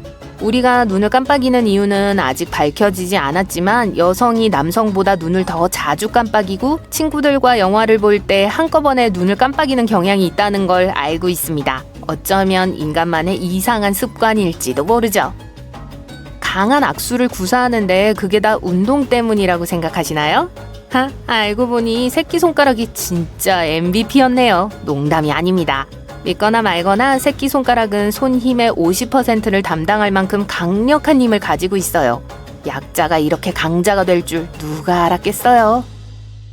발가락은 몸무게의 거의 절반을 지탱하는 2개의 작은 친구와 같아요. 발가락이 필요 없다고 말하는 사람들의 말은 듣지 마세요. 발가락은 걷고 앞으로 나가는 데 있어 가장 중요한 역할을 합니다. 우리의 머리 색깔은 유전자로 쉽게 설명할 수 있습니다. 자연스러운 붉은 머리카락을 가진 사람은 2%를 넘지 않아요. 그 뒤를 이어 금발이 약 3%, 모든 종류의 갈색이 약 11%에 불과합니다. 대다수는 매우 짙은 갈색을 포함한 검은 머리카락입니다. 손톱이 작은 물건을 집어 올리고 스티커를 떼어내는 것 외에 다른 특별한 재능이 있다는 사실을 누가 알았겠어요? 손톱은 또한 우리가 무언가를 얼마나 단단히 잡을 수 있는지 알 수 있도록 눌러주는 구조를 제공하기도 해요. 다재다능하죠? 라푼젤은 잊어버리세요. 머리카락과 손톱만 자랄 수 있는 것이 아닙니다. 우리 간은 원래 크기의 51%에 불과했던 것이 다시 전체 크기로 재생될 수 있어요. 하지만 너무 많이 손상시키면 흉터가 남을 수 있으니까 주의하세요. 피부가 우리 몸에서 가장 큰 기관이라는 사실을 알고 계셨나요? 피부는 우리 몸무게의 무려 15%를 차지합니다. 푹신한 고양이 스노우볼보다 털이 더 많이 빠지더라도 걱정하지 마세요. 정상입니다. 우리는 매년 최대 4kg의 피부세포를 잃어요. 끔찍하지만 흥미로운 사실이죠. 토마토가 인간보다 더 많은 유전자를 가지고 있다고 누가 생각했을까요? 하지만 걱정하지 마세요. 중요한 건 유전자의 수가 아니라 유전자가 어떻게 함께 작용하는지 하는 거니까요. 그러니까 피자에 얹은 토마토 소스를 즐겨보세요. 다음에 음식을 먹을 때 코를 잡고 미각이 얼마나 사라지는지 확인해보세요. 실제로 코는 미각 인식의 75에서 95%를 담당하는 것으로 밝혀졌습니다. 그러니까 후각의 힘을 과소평가하지 마세요. 입에 수분을 유지하지 않으면 미뢰가 제대로 작동하지 않습니다. 침은 입에 들어가자마자 음식물을 분해하는 효소와 화학 반응을 일으켜요. 그러니까 충분히 마시고 맛을 음미하세요. 최근 연구에 따르면 우리는 실제로 1조 개가 넘는 냄새를 구별할 수 있다고 해요. 뿐만 아니라 냄새는 먼 기억을 떠올리게 할 수도 있습니다. 그러니까 다음에 익숙한 냄새를 맡을 때는 잠시 시간을 내어 기억을 떠올려 보세요. 낮잠을 자는 동안 후각도 휴가를 떠납니다. 따라서 방에서 쓰레기통에 불이 나서 냄새가 나더라도 눈치채지 못할 거예요. 말 그대로 꿈나라에 있으니까요. 꿈에 대해 말하자면 왜 어떤 꿈은 흑백이고 어떤 꿈은 무지개가 폭발하는 것 같은지 궁금하신 적 있나요? 글쎄요, 어렸을 때 어떤 TV를 보았느냐에 따라 달라진다고 해요. 우리 조부모님은 꽤 지루한 꿈을 꾸셨던 것 같네요. 그렇죠? 이제 자기 심장에 귀를 기울이는 것에 대해 이야기해 보겠습니다. 이는 꿈을 좇는 것에 대한 훌륭한 은유일 뿐만 아니라 거짓말을 하고 있는지도 알 수 있어요. 네, 거짓말을 하면 우사인 볼트처럼 심박수가 빨라지기 시작합니다. 자, 준비하세요. 아무리 양치질을 열심히 하고 구강 청결제를 유행처럼 사용한다고 해도 이 많은 여전히 세균의 온상입니다. 역겹죠? 하지만 걱정하지 마세요. 대부분의 박테리아는 실제로 우리에게 유익하고 나쁜 것들은 막아줍니다. 하지만 잠깐만요. 더 있어요. 배꼽은 사실 우리 몸에서 두 번째로 더러운 곳이에요. 네, 그러니까요. 누가 알았겠어요. 태어난 후에는 거의 사용하지 않기 때문에 온갖 더러운 세균의 온상이 되죠. 2300여 종의 박테리아가 살고 있다고 합니다. 그러니까 이제 배꼽에 좀 더 신경을 써야 할 때입니다. 인체는 완벽하게 균형 잡힌 기계죠? 글쎄요, 제 몸은 아닌 것 같은데요. 일반적으로 모든 신체 부분이 원활하게 작동하여 우리가 번성하고 살아있는 상태를 유지합니다. 숨쉬고 걷고 말하고 인류를 발전시키는 기발한 아이디어를 떠올리는 등 일상적인 활동을 하는 데 있어 각 기관은 필수적입니다. 하지만 정말 그럴까요? 이 모든 신체 기관이 정말 필요한 것일까요? 아니면 이 기묘한 진화 게임에서 그냥 남게 된 고대 유물일까요? 사랑니를 예로 들어보겠습니다. 제 사랑니는 다 뽑았어요. 사랑니는 입 뒤쪽에 붙어있는 치과에 가게 만드는 치아들이에요. 세 번째 어금니라고도 불리는 이 치아는 음식을 씹는 데 사용할 수 있지만 많은 사람이 불필요하다고 생각합니다. 전 세계 인구 중 약 22%는 사랑니 4개를 모두 갖고 있지 않아요. 사랑니는 자랄 때 매복될 가능성이 높으며 이는 턱뼈에 끼어 잇몸을 제대로 통과하지 못한다는 걸 의미합니다. 우리 턱이 너무 작아서 여분의 치아를 수용하지 못하는 경우가 많기 때문이에요. 일부 똑똑한 과학자들은 그 이유가 시간이 지남에 따라 턱이 더 작아지도록 진화했기 때문이라고 생각합니다. 최근의 증거에 따르면 어렸을 때 먹는 음식도 원인이 될 수 있지만 확실하게 알기는 어려워요. 생채소나 견과류처럼 씹기 힘든 음식을 씹으면 턱의 성장이 촉진되는 반면 부드러운 가공식품을 먹으면 턱의 성장이 둔화될 수 있습니다. 그러면 뒷니가 들어와서 제 역할을 할 공간이 거의 남지 않죠. 미래에는 이가 완전히 사라질까요? 우리 인간 포유류는 두고 봐야 할 것 같습니다. 이제 코의 비밀 도구라고 불리는 보습코 기관에 대해 이야기해 보겠습니다. 설치류와 다른 포유류는 페로몬이라는 화학 신호를 사용하여 서로 소통할 수 있는 놀라운 능력을 가지고 있습니다. 그리고 그거 아세요? 설치류는 후각기관 또는 VNO라는 특별한 기관을 가지고 있어 페로몬을 감지하는 데 도움을 줍니다. 대부분의 성인 인간은 코에 VNO와 유사한 것을 가지고 있지만 이는 기본적으로 쓸모없는 잔재라는 것이 밝혀졌어요. 신경과학자들은 심지어 이 기관의 해부학적 구조를 살펴보면 다른 포유류의 유사한 기관과 세포를 볼 수 없다고 말합니다. 또한 인간의 이 기관은 뇌와도 소통하지 않는 것으로 보여요. 나쁜 소식만 있는 건 아니에요. 인간의 VNO는 거의 쓸모가 없지만 일부 페로몬에 반응할 수 있는 것으로 보여요. 인간은 이 기관을 진화의 할 일 목록에 계속 추가할까요? 현재로서는 아마도에 속할 것 같습니다. 꼬리가 있는 동물은 여러 가지 이유로 꼬리가 필요해요. 어떤 동물은 균형을 잡기 위해, 어떤 동물은 탐색을 위해, 어떤 동물은 잠재적인 파트너를 끌어들이기 위해 꼬리가 필요합니다.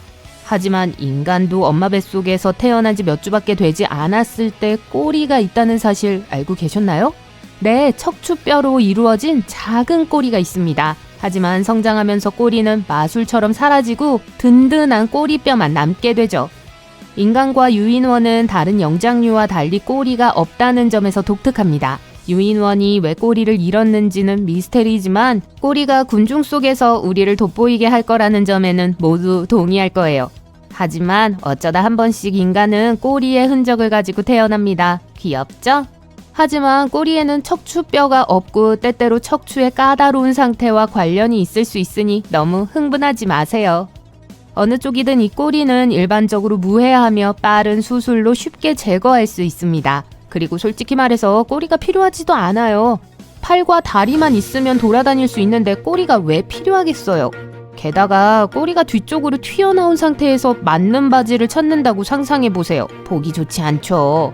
앞으로 인간이 꼬리를 필요로 할 가능성은 거의 없으니 미래 세대에는 꼬리뼈도 작별을 고할 것 같네요. 인간은 또한 눈 안쪽 모서리에 반월주름이라는 재미있는 작은 주름이 있습니다. 기본적으로 고릴라 및 기타 영장류와 같은 일부 동물에서 여전히 발견되는 세 번째 눈꺼풀의 흔적입니다. 하지만 재밌는 사실은 우리의 가까운 친척인 침팬지에게도 쓸모없어 보이는 이 작은 주름이 있다는 거예요. 따라서 이 눈의 특이한 점은 우리만이 아닙니다. 특이한 막에 대해 말하자면 이 막은 먼지와 습기로부터 눈을 보호하거나 포식자로부터 홍채를 숨기는 등 다양한 동물에서 다양한 기능을 수행합니다. 일부 종은 물속이나 지하에 있을 때 투명한 막을 통해 볼 수도 있습니다. 인간이 왜 세 번째 눈꺼풀을 잃게 되었는지는 여전히 미스테리입니다. 서식 환경과 눈의 생리학이 변화하면서 눈꺼풀이 불필요해졌을 수도 있고 세 번째 눈꺼풀을 갖기에는 너무 멋지게 진화했을 수도 있습니다. 누가 알겠어요. 흔적이 남아있는 장기가 있든 없든 미래의 인간이 어떤 모습일지 상상해보는 것은 흥미로운 일입니다. 라이프 스타일의 변화로 인해 많은 장기가 쓸모 없어졌어요. 미래에는 어떤 모습이 될지 살짝 엿보고 싶으신가요? 같은 맥락에서 문자손이라는 개념에 대해 들어보셨나요? 휴대폰이나 노트북에 타이핑하는데 너무 많은 시간을 보내다 보면 손이 집게손처럼 쥐가 나기 시작합니다. 이는 기술이 발달한 이 세상에서 신체를 관리하지 않으면 일어날 수 있는 신체적 변화 중 하나에 불과합니다. 하지만 손만 영향을 받는 건 아닙니다. 기기를 계속 그 각도로 들고 있으면 팔꿈치가 90도로 굽어지고 산만함과 정보 과부하로 인해 뇌가 작아질 수도 있습니다. 여러분이 무슨 생각을 하는지 잘 알아요. 기술을 포기하고 석기 시대로 돌아갈 수는 없잖아요. 맞습니다. 그럴 필요는 없습니다. 하지만 잠재적인 부정적인 영향을 인식하고 그 피해를 줄이기 위한 조치를 취해야 하죠. 그래서 디자이너 팀은 창의적인 노력을 기울여 스마트폰, 노트북 및 기타 유형의 매니아적인 기기를 끊임없이 사용하면서 신체가 변화한 미래인간 민디를 선보였습니다. 민디의 과장된 변화가 우리의 미래가 아닐 수도 있지만 그 뒤에 숨어있는 우려는 현실이죠. 그렇다면 어떻게 해야 할까요? 한 가지 제안은 정기적으로 화면에서 휴식을 취하고 다리를 약간 스트레칭하는 것입니다. 사무실 요가나 댄스 파티를 통해 혈액순환을 촉진하는 것도 좋습니다. 기술을 완전히 포기할 필요는 없지만 기술이 우리의 몸과 마음에 미치는 영향을 염두에 두어야 합니다. 앞으로 몇 년 후에는 우리 몸집이 더 작아질지도 몰라요. 한 과학자는 우리 몸이 작아지면 에너지가 덜 필요해져 점점 더 인구가 밀집되는 지구에서 매우 유용할 것이라고 말합니다. 수렵 채집 생활을 하던 시절과 지금 우리의 삶이 얼마나 달라졌는지 생각해보면 재밌어요. 그 당시에는 매일 소수의 사람들과만 교류해야 했어요. 하지만 지금은 사람들의 이름을 기억하는 것이 매우 중요한 특성이 되었으며 심지어 우리가 더 잘할 수 있는 능력이 될 수도 있습니다. 아니면 기술이 실제로 우리의 진화에 중요한 역할을 할 수도 있습니다.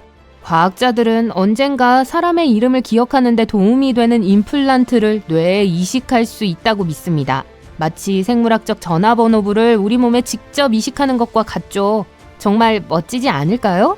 어쩌면 미래에는 눈에 보이는 기술이 우리 외모의 일부가 될지도 몰라요. 다양한 색상과 비주얼을 볼 수 있는 인공눈을 가진다고 상상해보세요. 화성에 식민지를 건설하면 우리가 어떤 모습일지는 말할 것도 없습니다. 중력이 낮아지면 우리 몸은 다양한 방식으로 변화할 수 있습니다. 네안데르탈린의 조상처럼 팔과 다리가 더 길어지거나 채모가 보온성을 가질 수도 있어요. 모델을 뒷받침할 정확한 데이터 없이는 미래에 우리가 어떤 모습일지 정확히 예측하기 어렵지만 이러한 변화가 흥미로울 거라는 사실을 덧붙이고 싶네요. 이제 더 이상 덧붙일 수가 없어요. 벌써 너무 말을 많이 했거든요. 레오나르도 다빈치가 1495년에 기사 갑옷을 입은 기계 로봇의 그림을 만들었다는 사실을 알고 계셨나요? 세부 계획에 따르면 이 기사는 로프와 기어로 구성된 내부 기계 시스템 덕분에 칼을 움직이고 휘두를 수 있었어요. 레오나르도가 이 로봇을 만들었는지 여부는 알려지지 않았지만 2002년 한 로봇 공학자가 이 기계 기사를 만들었어요. 최초의 실제 로봇이 어떻게 생겼는지 아세요? 골판지 로봇 수트를 입은 사람이 아니었어요. 전기로 구동되는 실제 기계였죠. 마치 크레인의 작은 버전처럼 팔이 튀어나온 커다란 상자처럼 생겼어요. 켄터키 출신의 발명가 조지 데볼이 1950년대 이 기계를 만들었어요. 그는 자신의 발명품에 특허를 내고 유니메이트라고 불렀어요. 기계에 발이 달린 상자는 TV쇼에서 사용됐어요. 로봇은 컵에 골프공을 치고 머그잔에 음료를 따르고 음악 밴드 흉내를 냈어요. 사람들은 기뻐했지만 이 발명품이 조지 데볼에게 돈을 가져다 주진 못했어요. 그는 10년 동안 제품을 판매하려고 노력했지만 사람들은 구매하려 하지 않았어요. 네, 멋지긴 했지만 쓸모없었어요. 그러던 중 사업가이자 엔지니어인 조셉 앵겔버그가 이 기계의 특허를 사들였어요. 그는 유니메이트를 대규모로 판매하기 시작했고 로봇 생산을 전문으로 하는 유니메이션이라는 회사를 설립했어요. 조셉 앵겔버거는 로봇공학의 아버지라고 불려요. 그는 조지 데볼과 함께 지금의 미래를 만들기 시작했어요. 그리고 현재는 포장 로봇과 배달 로봇, 의사의 복잡한 수술과 진단을 돕는 로봇들이 있죠. 휴머노이드 로봇은 보기에는 소름 끼치지만 실제 인간처럼 행동하려고 노력해요. 운전자 없이 운전하는 자동차도 로봇이에요. 그리고 이것들은 물리적 기계일 뿐이에요. 웹사이트와 휴대폰 앱에는 얼마나 많은 소프트웨어 프로그램이 있을까요? 수백만 개가 있어요. 로봇은 명령을 처리하고 검색 엔진의 기능을 유지하고 지루하거나 도움이 필요할 때 사용자와 채팅을 해요. 나노기술도 빼놓을 수 없어요. 육안으로 보이지 않는 작은 로봇이 의학에 적극적으로 도입되고 있어요. 아마도 미래에는 알약 대신 질병을 치료할 수 있는 수백만 개의 로봇이 들어있는 캡슐을 마실 거예요. 오늘날 로봇은 사람들이 구조 작업을 수행하고 실험실에서 과학 연구를 수행하며 심해로 내려가는 데 도움을 줘요.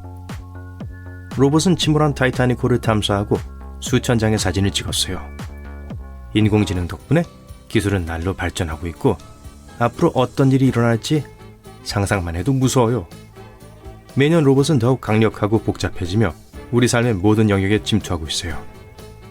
많은 분야에서 로봇이 사람을 대체할 것으로 보이고 그로 인해 실업률이 높아질 수도 있어요. 하지만 걱정하지 마세요. 로봇 공학의 발전은 수천 개의 일자리를 제공할 거예요. 새로운 로봇 모델에는 로봇을 서비스할 사람이 필요해요. 또한 로봇 소프트웨어를 무한히 개선하려면 상당한 프로그래밍 기술이 필요해요. 일부 기계는 이미 새로운 직업을 학습하고 있어요. 많은 회사에서 새로운 로봇 모델을 개발할 엔지니어를 찾고 있어요. 그러니 사람들은 각자의 자리를 찾을 수 있을 거예요. 물론 미래에는 사람보다 로봇 노동자가 더 많아질 위험도 있어요. 예측에 따르면 2030년까지 2천만 개의 일자리가 사라질 수 있다고 해요. 이제 IT 직업에 관심을 가져야 할 때예요. 의료 분야에서 로봇의 인상적이고 빠른 발전을 볼 수 있어요. 의사가 게으르거나 일을 제대로 할 수 없어서가 아니에요. 의료용 로봇은 병원으로 이송하기에는 너무 먼 곳에 있는 환자를 치료할 수 있어요. 또는 24시간 동안 100건의 수술을 해야 하는 의사를 상상해 보세요. 물론 의사는 시간과 에너지가 부족하기 때문에 로봇이 도움을 줄 거예요. 사람들은 환자가 원격으로 치료를 받을 수 있는 기술을 개발했어요.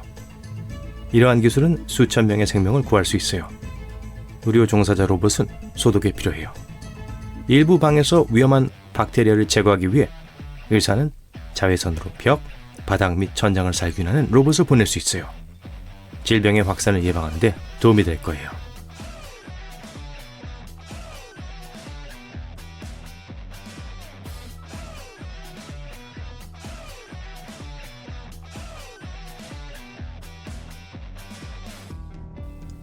심해의 수압은 인간이 감당하기엔 너무 크지만 로봇은 상관하지 않아요. 로봇은 대서양 바다까지 내려가 거대한 오징어 사진을 찍을 수 있어요. 예를 들어 오르페우스라는 로봇은 최대 바닷속 11,000m까지 탐험할 수 있어요. 발에서 에베레스트산 정상까지의 거리보다 더 먼 깊이에요. 이러한 로봇의 도움으로 과학자들은 지구뿐만 아니라 다른 행성도 탐사할 수 있게 될 거예요. 우리는 달과 화성에 대한 모든 정보를 로봇으로부터 얻었어요. 추위와 더위를 쉽게 견디는 로봇은 언젠가 토성, 금성, 목성 위를 걷게 될 거예요. 외계 생명체가 존재한다면 아마도 로봇이 발견할 가능성이 높아요. 미래에는 로봇이 외형적으로나 내부적으로나 점점 더 사람과 비슷해질 거예요. 소프트 로보틱스라는 새로운 틈새 시장이 있어요. 이 분야의 엔지니어들은 기계의 인간의 움직임을 재현하기 위해 노력하고 있어요. 이들은 근육, 뼈 조직, 연골이 작동하는 방식에서 영감을 얻었어요. 이는 엔지니어들이 로봇에 탑재하려고 하는 매우 복잡한 기술이에요. 탄력 있는 생체 근육은 스스로 치유하고 발달하고 강도를 높이고 환경적 상호작용에 반응할 수 있어요. 로봇 공학이 이 수준에 도달하면 모든 인류를 위한 거대한 기술적 진전이 될 거예요. 로봇은 우리의 운전기사, 선생님, 동료, 심지어 친구가 될 거예요. 하지만 당연하게도 로봇이 실제 사람을 대체할 수는 없을 거예요. 인공지능의 성과가 아무리 혁신적이라 해도 우주에서 가장 복잡한 슈퍼컴퓨터인 인간의 뇌 능력에는 미치지 못할 거예요. 어떤 사람들은 기계가 정신적으로 사람을 능가할 것이라고 확신하지만 이는 계산 및 실제 작업에만 영향을 미칠 거예요. 사람에게는 추상적 사고, 직관, 감정, 미적 지각 등 로봇이 가질 수 없는 많은 능력들도 있어요. 90년대 컴퓨터가 체스 세계 챔피언을 물리친 적도 있어요. 많은 사람들이 기계가 인간을 능가할 것이라고 우려했지만 이는 기우에 불과했어요. 체스에는 무한한 수의 조합이 존재해요. 컴퓨터는 인간을 이기기 위해 수백, 수천 개의 수를 미리 계산할 수 있어요. 물론 인간의 두뇌는 그렇게 복잡한 정보를 처리할 수 없죠. 네, 컴퓨터는 가능한 한 빨리 여러분을 이기려고 노력할 테지만 거기엔 미학이 없어요. 인간은 이길 수 있는 데다 인상적으로 만들 수도 있어요. 상대방을 모욕하거나 예상치 못한 창의적이고 아름다운 동작을 보여줄 수 있어요. 로봇은 그런 일을 할 수 없고요. 미학을 이해하고 아름다움을 생각하는 로봇의 능력에 대해 이야기하기는 너무 일러요. 하지만 로봇의 이동성이 향상되고 가격이 저렴해질 향후 50년 후의 로봇 공학의 미래를 상상해 볼까요? 누구나 여러 대의 개인용 로봇을 가지고 있어요. 한 대는 설거지를 하고 다른 한 대는 집을 짓는 데 도움을 줘요. 캠핑을 갈 때 고급 내비게이션 시스템이 장착된 미니 로봇을 가지고 가요. 길을 잃었을 때 숲에서 벗어나는 데 도움이 되거나 먹을 수 있는 열매와 버섯을 표시해요. 직장에 늦어서 개를 산책시킬 시간이 없으신가요? 로봇이 대신해 줄 테니 걱정 마세요. 중요한 화상회의에서 늦잠을 잤나요? 걱정 마세요. 아바타를 가진 가상 로봇이 사용자를 대신할 테니 아무도 그 차이를 알아차리지 못할 거예요.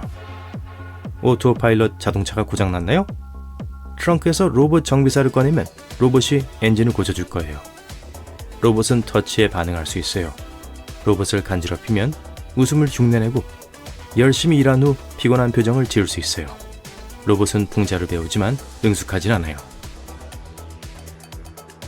오늘날 휴대폰이 사용자의 얼굴을 읽을 수 있다면 미래에는 로봇이 사용자의 감정을 읽을 수 있게 될 거예요. 슬프세요? 로봇이 기운을 북돋아주는 말을 할 거예요. 화가 났나요? 로봇이 바보 같은 농담을 해줄 거예요. 이러한 모든 기술은 우리의 삶을 크게 개선할 거고 이게 큰 문제가 될 수 있어요. 로봇이 모든 일을 대신해 준다면 사람은 어떻게 변할까요? 우리가 약해지게 될 수 있어요. 그리고 로봇이 친구를 대신하면 다른 사람과의 소통을 완전히 중단할 수도 있어요. 일반적으로 로봇도 좋지만 사람이 훨씬 나아요. 여기 양복을 차려입은 젊은이가 있어요. 그에게는 비밀이 있습니다. 화장실 거울 앞에 서서 기운을 내려고 찬물로 얼굴을 씻고 있어요. 여기엔 그 사람 말고는 아무도 없어요. 하지만 그는 혼자가 아니에요. 남자는 긴장한 것 같아요. 자신의 뺨을 때리고 거울을 보며 이렇게 말합니다. 걱정 마. 우린 할 수 있어. 오랫동안 해왔잖아. 우리가 이길 거야. 그가 우리라고 한 건 다중인격자라서 그런 게 아니에요. 작은 마이크를 통해서 누군가 대화하고 있는 것도 아닙니다. 그가 비밀을 알고 있기 때문이에요. 엄밀히 말하면 그는 전부 인간이 아니라 수십억 개 생명체의 무리예요. 이 남자, 여러분, 지구상의 모든 사람들은 사실 자신들이 생각하는 그런 사람이 아니에요. 우리 몸의 43%만이 인간 세포로 구성되어 있어요. 나머지 57%는 미생물과 박테리아예요. 이제 그 남자가 이 비밀을 밝히기 위해 무대에 오릅니다. 체중계에 올라보세요. 숫자가 보이죠? 반 이상을 빼요. 그게 여러분의 실제 몸무게예요. 나머지는 모두 미세한 유기체입니다. 이건 믿기가 어려워요. 그렇다면 몸이 작은 입자로 분해되면서 끊임없이 모양을 바꿔야 할 것 같기 때문이죠. 피부가 맥동하고 계속 움직이는 것을 볼 수 있을 거예요. 다행히도 두 가지 이유로 이런 일은 일어나지 않습니다.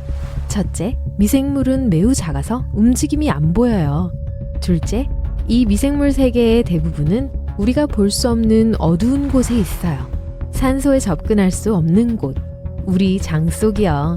그것에는 수십억 마리의 작은 생명체들이 돌아다니고 있어요. 좀 붐비겠죠? 그중 일부는 우리가 태어나기도 전에 나타났어요. 하지만 대부분은 음식과 물과 함께 유입됐어요. 인체 표면에 있는 모든 미생물은 환경에서 옵니다.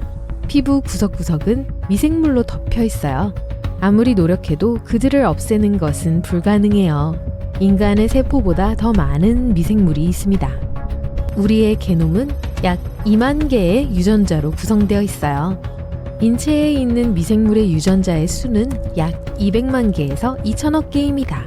엄밀히 말해서 우리는 사람이 아니라 미생물이에요. 다행히도 그렇게 나쁘지는 않아요. 미생물의 게놈은 우리 게놈을 보완해줍니다. 이러한 존재 모델은 의학적으로 많은 기회를 제공해요. 인체 내 미생물 생태계는 박테리아, 곰팡이, 그리고 다른 미생물을 포함합니다. 모두 여러 종으로 나뉘며 각각 고유의 기능을 수행해요. 어떤 미생물은 음식에서 비타민을 추출하는 역할을 해요. 다른 것들은 해가 되는 물질의 분해를 도와요. 또 어떤 종류는 위가 음식을 소화하도록 돕습니다. 별도의 그룹은 면역 체계를 조절하고 질병, 기생충, 바이러스로부터 몸을 보호해요. 일부는 체중을 조절해요. 간단히 말해서 미생물은 우리 삶을 개선하고 우리 몸의 기능을 돕고 건강에 영향을 줍니다. 많은 질병을 일으키는 미생물이 있어요. 면역력을 손상시키거나 중요한 장기에 영향을 미치죠. 어떤 박테리아가 건강을 해치는지 정확히 알고 있다고 상상해보세요. 그러면 직접 그걸 제거할 방법을 찾을 거예요. 이 미생물을 없애는 독이든 알약일 수도 있어요. 그걸 복용하면 몸 안에 있는 모든 해로운 해충이 제거돼요. 질병은 유익한 미생물이 부족하기 때문에 생길 수도 있어요. 의사들은 이를 이용해 전 세계 많은 사람들을 치유하죠. 근육을 강화시키는데 도움이 되는 미생물 그룹을 알아냈다고 가정해봐요. 그러고 나서 어떤 미량 원소가 이 박테리아들이 더 빠르고 효율적으로 활동하도록 돕는지 알아냅니다. 이 비타민을 음식에 넣거나 이 미생물들이 함유된 알약을 먹어요.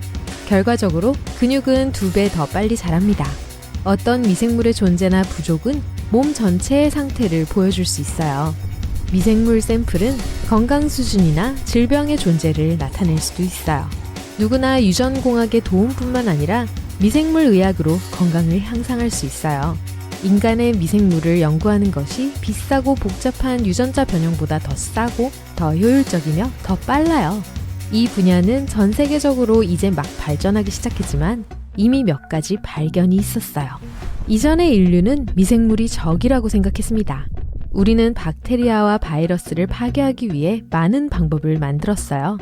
하지만 이런 방법들은 해로운 세균들과 함께 좋은 세균들까지 제거합니다.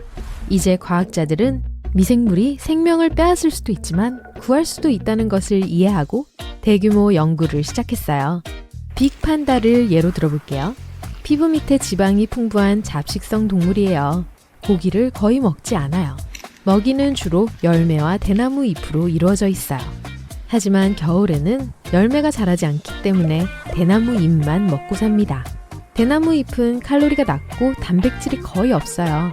하지만 판다는 추운 겨울이 지난 후에도 살이 빠지지 않아요. 최근 과학자들은 어떻게 그것이 가능한지 알아냈어요. 이 모든 것은 독특한 체내 미생물 생태계 덕분입니다. 매년 겨울 많은 독특한 박테리아가 판다의 장에서 태어나요. 이 미생물은 대나무 잎에서 다른 것들보다 도움이 되는 물질을 더 잘 추출하고 합성하여 판다의 몸무게를 보존해요. 과학자들이 이 박테리아를 들쥐에 주입했어요. 그랬더니 쥐가 훨씬 더 빨리 몸무게가 늘기 시작했어요. 햄버거, 케이크, 그리고 다른 고칼로리 음식은 체중 증가에 기여하는 미생물 군집 발달을 돕습니다. 수백만 종의 미생물은 수백만 가지의 기능을 가지고 있어요. 이론적으로 이 기능은 모두 인간에 도움이 되는 방향으로 사용될 수 있어요. 살을 빼거나 찌워야 할 때 이 미생물을 점심에 첨가하기만 하면 된다고 상상해보세요. 숙면을 취하거나 졸음을 쫓고 싶나요? 수면 호르몬 생성에 영향을 미치는 미생물을 섭취해요. 뼈 조직을 강화하고 싶다고요? 문제 없어요. 박테리아는 우리 몸 안에만 있는 것이 아니에요. 어디에나 있어요. 지구의 일부는 미생물로 이루어져 있어요. 이 작은 유기체들은 끊임없이 증식해요. 여러분 키보드에도 엄청 많아요. 박테리아는 크기가 커지면 둘로 분열됩니다. 몇 분 후 이 두 개는 증가하여 다시 분열해요. 4개의 미생물이 나타나고 각각 둘로 갈라져요. 박테리아 군집은 빠르게 성장해요. 이렇게 빠른 번식을 통해 하나의 미생물이 단 24시간 만에 1톤의 자손을 만들 수 있어요. 5일 후면 박테리아는 모든 바다와 해양을 채울 거예요. 지구 전체 무게보다 더 나갈 거예요. 조건만 맞는다면 박테리아는 전 세계를 장악할 수 있어요. 하지만 이런 일은 절대 일어나지 않을 거예요. 통제 없이 박테리아가 성장하는 완벽한 조건이란 건 없어요.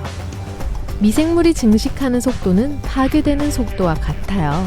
건조함, 물, 빛, 고온, 가스, 습도 이 모든 현상이 미생물의 수를 조절하는 데 도움이 돼요. 동시에 미생물은 지구상 대부분의 화학 반응을 담당합니다. 땅 위에 버려진 사과가 세균과 박테리아 때문에 썩고 있어요. 미생물 때문에 빵에 곰팡이가 펴요. 하지만 미생물은 단지 존재하는 것이 아니라 물질과 다른 생물의 상태에 영향을 미칩니다. 미생물의 세계에서 생존을 위한 끝없는 싸움이 계속되고 있어요. 거대한 박테리아는 작은 박테리아를 흡수해요. 가시가 달린 미생물은 기다란 미생물을 물리쳐요. 박테리아에 침투하여 세포로 감염시키는 바이러스도 있어요. 작은 바이러스가 미생물 군집 전체를 파괴할 수 있어요. 바이러스는 증식하고 강한 면역세포를 만날 때까지 점점 더 많은 영역을 차지해요. 로봇을 닮은 생물도 있어요. 기계다리가 달린 다이아몬드처럼 생겼어요. 이런 특이한 외모에도 불구하고 100% 자연산이에요. 이것을 박테리오파지라고 부릅니다. 단 하나의 목적을 가지고 있어요. 모든 박테리아를 파괴하는 거죠. 박테리오파지는 통제되지 않는 미생물의 증식으로부터 지구를 추가적으로 보호해요. 일부 미생물은 증식할 때 부패 폐기물을 남겨요. 이 쓰레기는 인간에게 해롭습니다. 박테리오파지는 이 미생물과 싸우고 우리의 생명을 구합니다. 가장 멋진 점은 이 방어자들은 지구를 장악하려 하지 않는다는 거예요. 박테리아만 공격하거든요. 매 초마다 수십억의 미생물이 수십억의 박테리오파지와 싸우고 있어요. 비디오 게임 같죠? 수정머리를 한 박테리오파지는 박테리아 위로 뛰어올라 안에 유전 코드를 주입합니다. 이 코드는 미생물의 몸 안에서 서로 연결되어 새로운 박테리오파지가 되는 분리 요소를 갖고 있어요.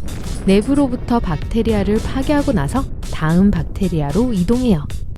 손끝을 자세히 보세요. 거기엔 많은 생명체가 있어요. 강자가 살아남으면 약자가 사라져요. 씻어내면 새로운 박테리아가 물과 함께 올 거예요. 젖은 손을 수건으로 닦으면 새로운 세균이 손으로 전해져요. 그리고 전투가 다시 시작돼요. 손끝에서 말이죠. 몸 안에서는 몇몇 박테리아들이 해를 끼치려는 미생물들과 싸우며 우리 건강을 지키고 있어요.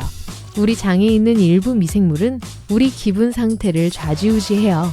또한 뇌, 우리가 생각하는 방식, 그리고 감정에 영향을 미칠 수 있는 기생 박테리아도 있어요. 어떤 미생물은 동물과 곤충의 행동을 통제해요. 과학자들은 미생물의 세계에서 끊임없이 새로운 발견을 합니다. 박테리아는 우리 세계의 지배자예요. 인간과 최초의 동물보다 훨씬 전에 나타났어요. 그리고 아마 우리가 사라진 후에도 남아있을 거예요. 그걸 생각해보세요. 안녕하세요, 밝은 면 가족 여러분. 전 톰이에요. 올해를 2003년이라고 가정해보죠. 이곳은 인도네시아의 플로레스라는 섬입니다. 한 무리의 과학자들이 녹색 정글에서 신비한 동굴을 발견했어요. 이들은 동굴 안으로 들어가 날카롭게 다듬어진 돌 같은 원시적인 도구들을 발견했어요. 연구원들은 이곳이 수십만 년 전 우리의 먼 조상들의 집이란 것을 깨달았어요. 하지만 그 후 이들은 매우 특이한 해골을 발견했어요. 정밀 분석 결과 이 해골은 30대 여성의 것으로 밝혀졌습니다. 그리고 키는 겨우 1m에 불과했어요. 성인의 허리 정도 되는 거죠. 이날 과학자들은 알려지지 않은 인간의 조상을 발견하게 되었습니다. 이들은 이 종을 호모 플로레시엔시스 또는 간단히 호빗이라고 불렀습니다. 점점 더 많은 과학자들이 동굴에 도착했고 동굴을 자세히 살펴보기 시작했습니다. 고고학자들은 작은 인간들의 유해를 8구 더 발견했어요. 10만 년 전 이곳에는 호빗종 전체가 살았던 것 같아요. 또한 과학자들은 다른 놀라운 생물들의 잔해를 몇몇 발견했습니다. 곧 이 동굴은 먼 옛날에 존재했던 진정한 환상의 세계였던 것으로 밝혀졌습니다. 예를 들면 연구자들은 익룡 크기의 거대한 황새의 뼈대를 발견했어요. 이 새들과 비교했을 때 호빗의 크기는 아주 작아 보였어요. 과학자들은 또한 현재 코끼리의 친척으로 보이는 유골도 발견했습니다. 그 동물은 소만했어요. 하지만 가장 놀라운 발견은 고대의 코모도용이었습니다. 뼈 분석을 실시하자 이 모든 생물들은 동굴의 주인이 아니라는 것이 밝혀졌습니다. 신원이 확인되는 뼈의 80% 이상은 거대한 쥐의 것이었어요. 그곳에는 고양이 크기만한 쥐가 수십만 마리 살고 있었습니다. 한때 그들과 호빗 사이에서 전투가 벌어졌을 가능성도 있습니다. 호빗과 작은 코끼리들이 거대한 쥐떼로부터 도망쳐 동굴 속에 숨는 세상을 상상해보세요. 그리고 거대한 황새들이 자신들의 눈앞에서 펼쳐진 일들을 지켜보고 있겠죠. 어쨌든 유해 분석은 호모 플로레시엔시스가 현생 인류와는 다른 종이라는 걸 보여줬습니다. 예를 들면 연구원들은 호빗의 손목뼈를 분석했는데요. 그 뼈가 현재 인간이 아닌 원숭이의 뼈와 더 닮았다는 걸 발견했습니다. 호빗의 머리는 평평하고 경사진 이마와 짧은 얼굴을 가지고 있었어요. 그리고 이들의 이빨과 턱은 오스트랄로피테쿠스와 닮았습니다. 하지만 그 후 과학자들은 호빗의 얼굴에 3차원 이미지를 만들기 위해 그들이 발견한 두개골의 모든 데이터를 컴퓨터 프로그램에 업로드했어요. 그러자 컴퓨터는 원숭이보다는 현대 인간과 훨씬 더 닮은 여성의 머리를 보여줬어요. 하지만 같은 두개골 분석에서는 또한 호빗의 뇌가 현대인의 평균적인 뇌보다 약 3배가 작다는 걸 보여주기도 했어요. 이런 정보는 이들의 지능이 그다지 발달하지 않았다는 걸 암시하죠. 뼈와 도구를 분석해보면 호모 플로레시엔시스는 19만 년에서 5만 년 전에 살았을 수 있다는 가능성을 보여줍니다. 현대인의 조상과 가까이에 살았을 가능성도 있죠. 정확히 호빗들이 누구인지 그리고 인간 진화의 어떤 부분에 이들이 속하는지를 알아내기 위해 과학자들은 대규모 조사를 시작했습니다. 동굴에서 멀지 않은 곳에는 피그미족이 살고 있었습니다. 과학자들은 호빗과 피그미의 얼굴 비율에서 큰 유사점을 발견했어요. 이 부족은 호빗종의 직계 후손일 수도 있을 거예요. 피그미족도 그것이 사실이라고 주장했습니다. 이들은 조상들에 대한 존경의 표시로 동굴의 음식과 꽃을 가져왔죠. 하지만 확실한 분석을 위해서 과학자들은 유전자 검사를 해야 했습니다. 이들은 영어와 인도네시아 통역사, 인도네시아어와 피그미어 통역사 2명을 고용했어요. 연구원들은 부족에게 자신들이 무엇을 하고 싶은지 설명했고 피그미족은 동의했습니다. 역사에 관심이 많았기 때문에 진심 어린 열정을 보였죠. 과학자들은 32명의 지원자로부터 타액 샘플을 채취했습니다. 남은 일은 그 샘플을 호빗의 DNA와 비교하기만 하면 되는 것이었어요. 하지만 그곳에서 심각한 문제가 발생했어요. 너무 오래된 화석이기 때문에 DNA를 추출하는 것이 불가능했던 거예요. 그래서 과학자들은 피그미족의 DNA와 근처의 섬과 나라 출신인 사람들의 DNA를 비교하기로 했어요. 이들은 동아시아, 말레이시아, 인도네시아, 파푸아뉴기니 등 225국가에서 온 현대인 500명의 DNA를 연구했습니다. 연구원들은 피그미족의 DNA와 주변 부족의 DNA 사이에서 공통점과 차이점을 찾아내려고 했어요. 또한 이 지역 사람들의 역사와 이주 패턴도 분석했습니다. 조사가 끝났을 때 과학자들은 피그미족이 고대 호빗의 후손이라는 증거를 전혀 발견하지 못했다는 것을 인정해야 했습니다. 호모 플로레시엔시스는 아마도 완전히 별개의 종일 것입니다. 그리고 현대 인류의 발전에 있어서 그 종이 어떤 역할을 했는지는 아직 알려지지 않았어요. 호빗의 키는 섬식 외소증과 같은 현상으로 설명될 수 있습니다. 작은 외딴 섬에서는 독특한 생태계가 나타나죠. 이런 곳에는 식량원이 풍부한 편이며 위험한 동물도 없어 생존 가능성이 높습니다. 기후 역시 독특한 생태계의 발전에 기여합니다. 이러한 조건에서 많은 생물들은 크기가 작아져요. 이런 현상은 마다가스카르의 작은 하마들에게도 일어난 것이었어요. 플로레스 섬에는 작은 코끼리들이 살았잖아요. 하지만 때때로 이런 생태계는 이 섬의 쥐와 황새처럼 거대한 동물을 만들 수 있기도 해요. 그나저나 이 거대한 쥐들은 여전히 이 섬에 살고 있어요. 현대에도 난쟁이들이 사는 특이한 마을이 있어요. 이곳에는 작은 집들이 많이 있는데요. 점토와 돌로 만들어졌으며 작은 성을 닮은 모양을 하고 있어요. 이곳의 길거리에서는 요정, 큰 나비, 그리고 은색 공 조각상을 발견할 수 있을 겁니다. 이곳의 사람들은 기사의 갑옷, 공주 드레스, 녹색 튜닉, 노란색 망토와 같은 이상한 의상을 입습니다. 중앙 광장에서 난쟁이들은 검을 들고 싸우고 춤을 추고 노래를 부릅니다. 하지만 마법은 없어요. 이곳은 바로 난쟁이 제국입니다. 그리고 들어가기 전에 15달러 입장료를 내셔야 해요. 10여 년 전 중국의 한 사업가가 난쟁이들을 여럿 만났다고 해요. 이들은 현대 세계에서 그들이 겪는 어려움을 털어놓았습니다. 그 사업가는 이 사람들에게 동정심을 느껴 난쟁이들이 사는 테마파크를 만들기 위해 1,400만 달러를 투자하기로 했어요. 그래서 2009년 월드 에코 가든 오브 버터플라이와 난쟁이 제국이 탄생하게 됐습니다. 이곳에는 약 100명이 살고 있습니다. 이들의 키는 1.3m를 넘지 않고 모두 50세 이하입니다.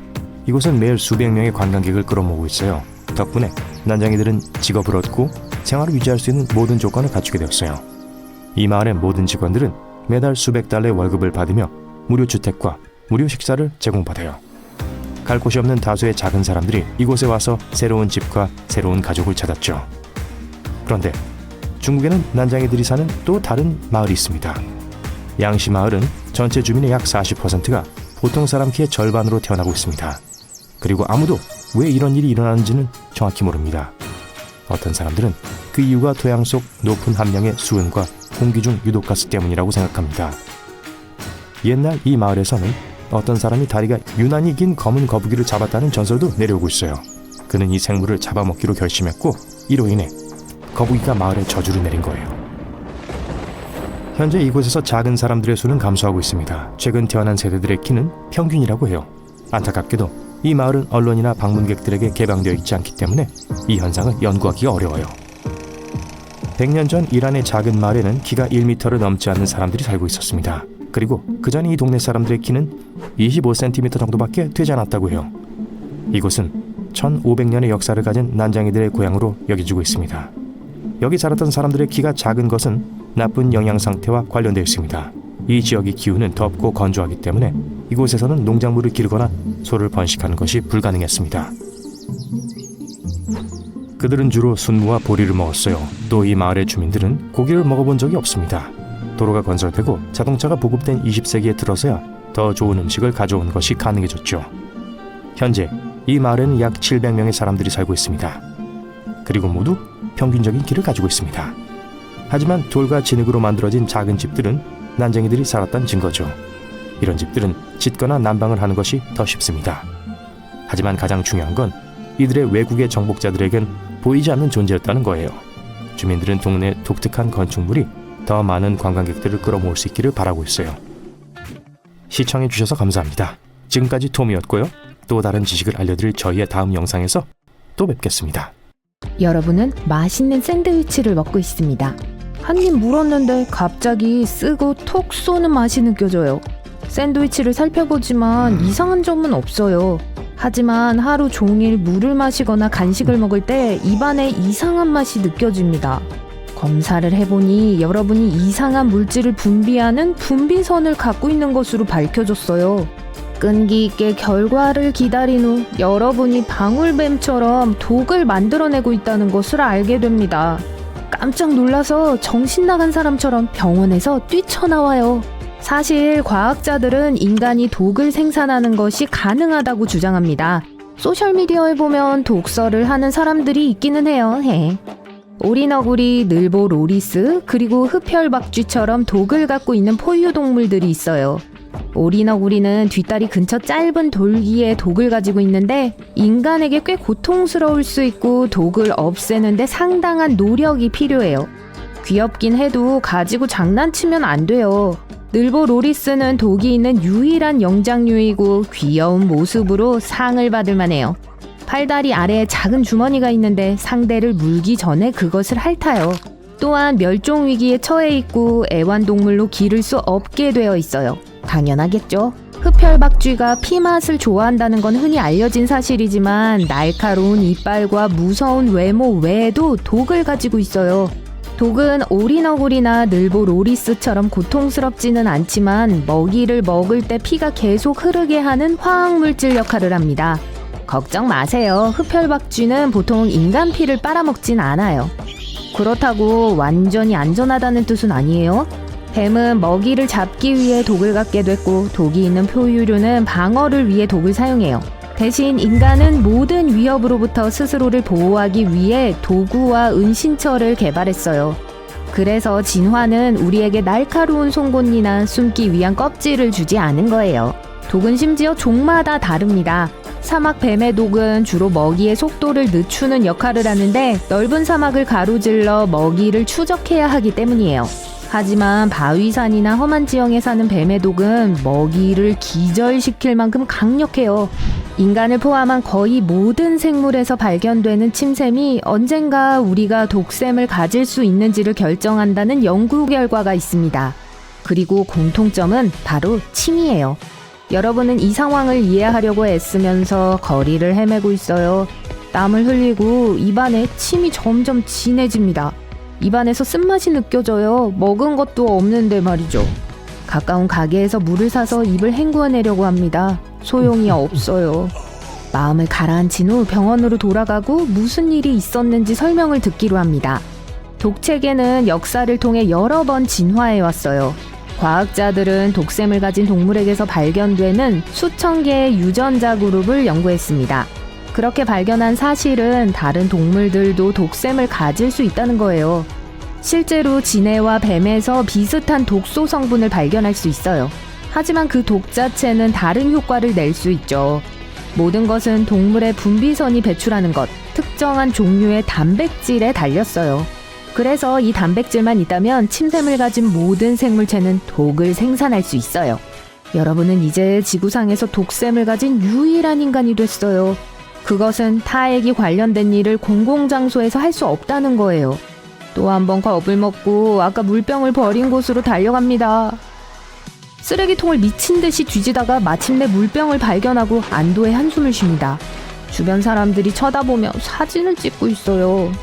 가족에게 전화해서 소식을 전하지만 여러분이 농담을 하고 있다고 생각해요. 병원의 의사가 여러분을 더 연구하고 싶다고 연락을 했고 여러분도 동의합니다. 청개구리는 해롭지 않은 생명체처럼 보이지만 사실 어떤 종은 독이 있어요. 색깔이 화려할수록 피하는 게 좋아요.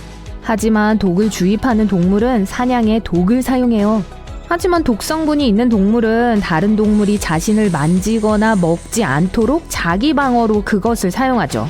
남아메리카의 독침개구리는 세계에서 가장 독성이 강한 동물 중 하나예요.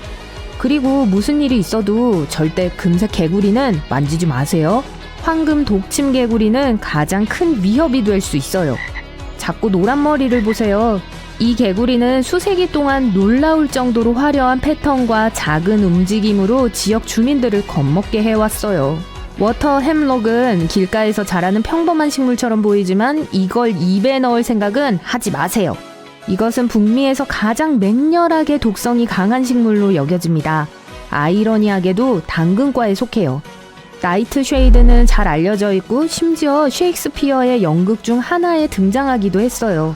과일 샐러드에 들어가는 맛있는 작은 베리처럼 보일지 모르지만 거리가 멀어요.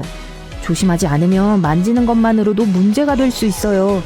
인간이 조만간 독을 갖게 될 것 같지는 않아요. 그런 일이 아예 없을 수도 있고요. 진화는 동물이 유전자보다 자연으로부터 온 특별한 단백질에 의존하기 때문에 심지어 독을 생산하는 것을 멈출 수 있다는 것을 증명했어요. 독샘을 가지고 있지만 더 이상 사용할 수 없는 바다뱀 종들이 있어요. 그들의 식단은 물고기로 사냥에 독이 필요하지 않은 걸로 바뀌었어요. 우리 몸에서도 진화의 과정을 목격할 수 있어요. 지금 당장은 아니고 시간이 오래 걸리겠지만요. 우리 조상들은 포식자에서 순식간에 먹잇감이 될 수 있는 상황에 살았습니다. 탁 트인 사바나에 살며 간식을 원하는 모든 동물에게 뷔페에 차려진 음식이 될 수 있다는 단점이 있었어요. 우리 귀 주위에는 매우 약해서 소수의 사람들만 움직일 수 있는 작은 근육들이 남아있어요. 우리가 한때 소리가 나는 곳을 향해 귀를 움직일 수 있었다는 것을 보여주는 증거죠. 마치 들판의 토끼처럼요. 이것은 우리가 위험에서 벗어나고 숨어있는 먹이를 찾는 데 도움이 됐어요. 거의 모든 포유류는 수염을 가지고 있어요. 많은 고양이가 위스커라는 이름을 갖고 있죠. 오리너구리, 개미핥기, 그리고 인간만이 이런 수염을 가지고 있지 않아요. 이런 수염은 주변 상황과 힘든 환경에서 도움이 되는 매우 민감한 더듬이에요. 포유류를 위한 엑스레이 비전이라고 할 수 있죠. 칠흑 같은 어두운 환경에 있고 아무 소리도 들을 수 없다면 수염은 그곳에서 빠져나올 수 있도록 도와줘요. 인간은 수염이 있어야 할 자리인 윗입술에 작은 근육이 있어요. 하지만 더 이상 사용하지 않아요. 몇몇 진화적 특성은 통제가 불가능해요. 추울 때나 멋진 노래를 들었을 때 소름이 돋는 능력 같은 거예요. 인간에겐 단열재 역할을 하던 두꺼운 털이 사라졌어요. 우리가 특정한 상황에 노출되었을 때 피부 아래의 작은 근육들은 수축하는데 털이 많은 우리 조상들은 따뜻해지기 위해 그것을 사용했을 거예요. 아무도 치과에 가는 것을 좋아하지 않지만 시간이 지나면서 적어도 한 번은 가야 할 이유가 생겨요. 바로 사랑니죠. 안타깝지만 사랑니는 불편함과 잠 못 이루는 밤 이외에는 아무 도움이 되지 않아요. 고대 인류에게는 치과 의사가 전혀 없었기 때문에 자연이 모든 걸 해결했어요. 시간이 지나서 어금니가 닳아 없어지면 제3의 어금니, 일명 사랑니가 자라서 오래되고 쓸모없는 어금니를 대체했습니다. 우리는 모든 척추를 가진 동물에서 진화했기 때문에 인간과 침팬지, 고릴라 같은 유인원 모두 척추기둥 끝부분에 꼬리뼈를 가지고 있어요. 개는 꼬리를 흔들기 위해 사용하고 원숭이는 나무를 탈 때 여분의 팔로 사용하며 치타는 속도를 내고 빠르게 방향을 전환하여 먹이를 사냥할 때 꼬리가 필요해요. 과학자들에 따르면 초기 인류종은 꼬리가 없었다고 해요. 특히 우리가 직립보행을 시작한 이후로는요. 인간 진화의 미래는 기술과 함께 할 거라는 의견도 있습니다. 우리의 뇌는 슈퍼컴퓨터와 심지어 클라우드 형태의 저장 장치에 통합될 수 있을지도 몰라요. 저는 이미 뜬구름을 잡고 있다는 얘기를 수년 동안 들어왔지만요. 기술은 심지어 우리의 수명을 늘리고 이동성을 향상해서 오늘날에 비해 걷기가 점점 덜 중요해질 수 있어요. 네, 만약 우주로 모험을 떠난다면 두뇌는 대략 2% 자랄 겁니다. 보통의 중력에서 똑바로 서 있을 때 뇌액은 자연스럽게 아래로 움직이는 걸로 여겨집니다. 하지만 중력이 부족하면 이게 되지 않는다는 증거가 있는데 그래서 뇌와 두개골에 뇌액이 축적되는 거죠. 꽃다발은 향기롭지만 악취증이 있는 사람들의 의견은 다를 거예요. 이 사람들은 외부의 모든 냄새를 악취로 인식하거든요. 정말 안 됐어요. 말이 나온 김에 우리가 가진 모든 감각들 중에서 후각이 가장 예민해요. 우린 냄새의 65%를 1년이 지나도 기억하지만 지난 3주 동안 본 건 50%밖에 기억 못해요. 또 28일마다 새로운 코가 생겨요. 왜냐하면 4주마다 코 세포가 재생되기 때문이에요. 우린 잘 때는 냄새를 못 맡아요. 물론 한동안 목욕을 안 한 게 아니라면 말이죠. 잠이 들 때 후각도 잠을 자기 때문에 밤에 가스가 새는 걸 알아차리는 건 거의 불가능해요. 잠자는 동안 우린 오직 소리에만 의존할 수 있어요. 왜냐하면 수면은 소음으로 흐트러질 수 있기 때문이죠. 60세가 되면 여러분의 미래의 거의 절반이 사라질 겁니다. 그래서 드디어 그 브로콜리를 먹기 시작할 수 있을 거예요. 나이가 들수록 후각도 덜 예민해져요. 맛에 관해선 다시 말하지만 맛의 95%를 인지할 수 있도록 도와주기 때문에 대부분 냄새에 의존해요. 후각이 없다면 사과와 순무를 구별하기 어려울 거예요. 기침할 때 약 시간당 100km로 공기를 뱉어내요. 제한 속도 조심하세요. 딸꾹질은 2단계로 된 과정이에요. 우선 근육 경련 때문에 공기를 많이 빨아들이고 그런 다음 뻥! 기도가 닫히고 공기가 막히고 그 유명한 소리가 밖으로 나가죠. 귀는 청력뿐만 아니라 균형을 위해서도 필요해요. 우리의 전정기에는 뇌에 있어요. 뇌에 있는 관에는 균형을 유지하게 해주는 액체와 작은 감지기들이 있어요. 그건 그렇고 귀에는 뼈가 있어요. 이 뼈들은 또 유일하게 자라지 않는 뼈이기도 하죠. 우린 이 작은 녀석들 덕분에 들을 수 있어요. 이것들이 소리 진동을 전달하기 때문이에요. 의사들은 이를 이소골 연쇄라고 부르며 이것을 추골, 침골, 등골로 망치뼈, 무릎뼈, 그리고 등자뼈의 별명을 가진 것들로 중이의 일부분을 구성하고 있어요. 우리의 귀는 일생 동안 계속 자라요. 또 땀도 흘리는데 귀지는 사실 귀가 내는 땀의 종류예요. 근데 코도 역시 성장을 멈추지 않아요. 아마도 모든 거짓말 때문 아닐까요? 심장은 절대 지치지 않는 유일한 근육이에요.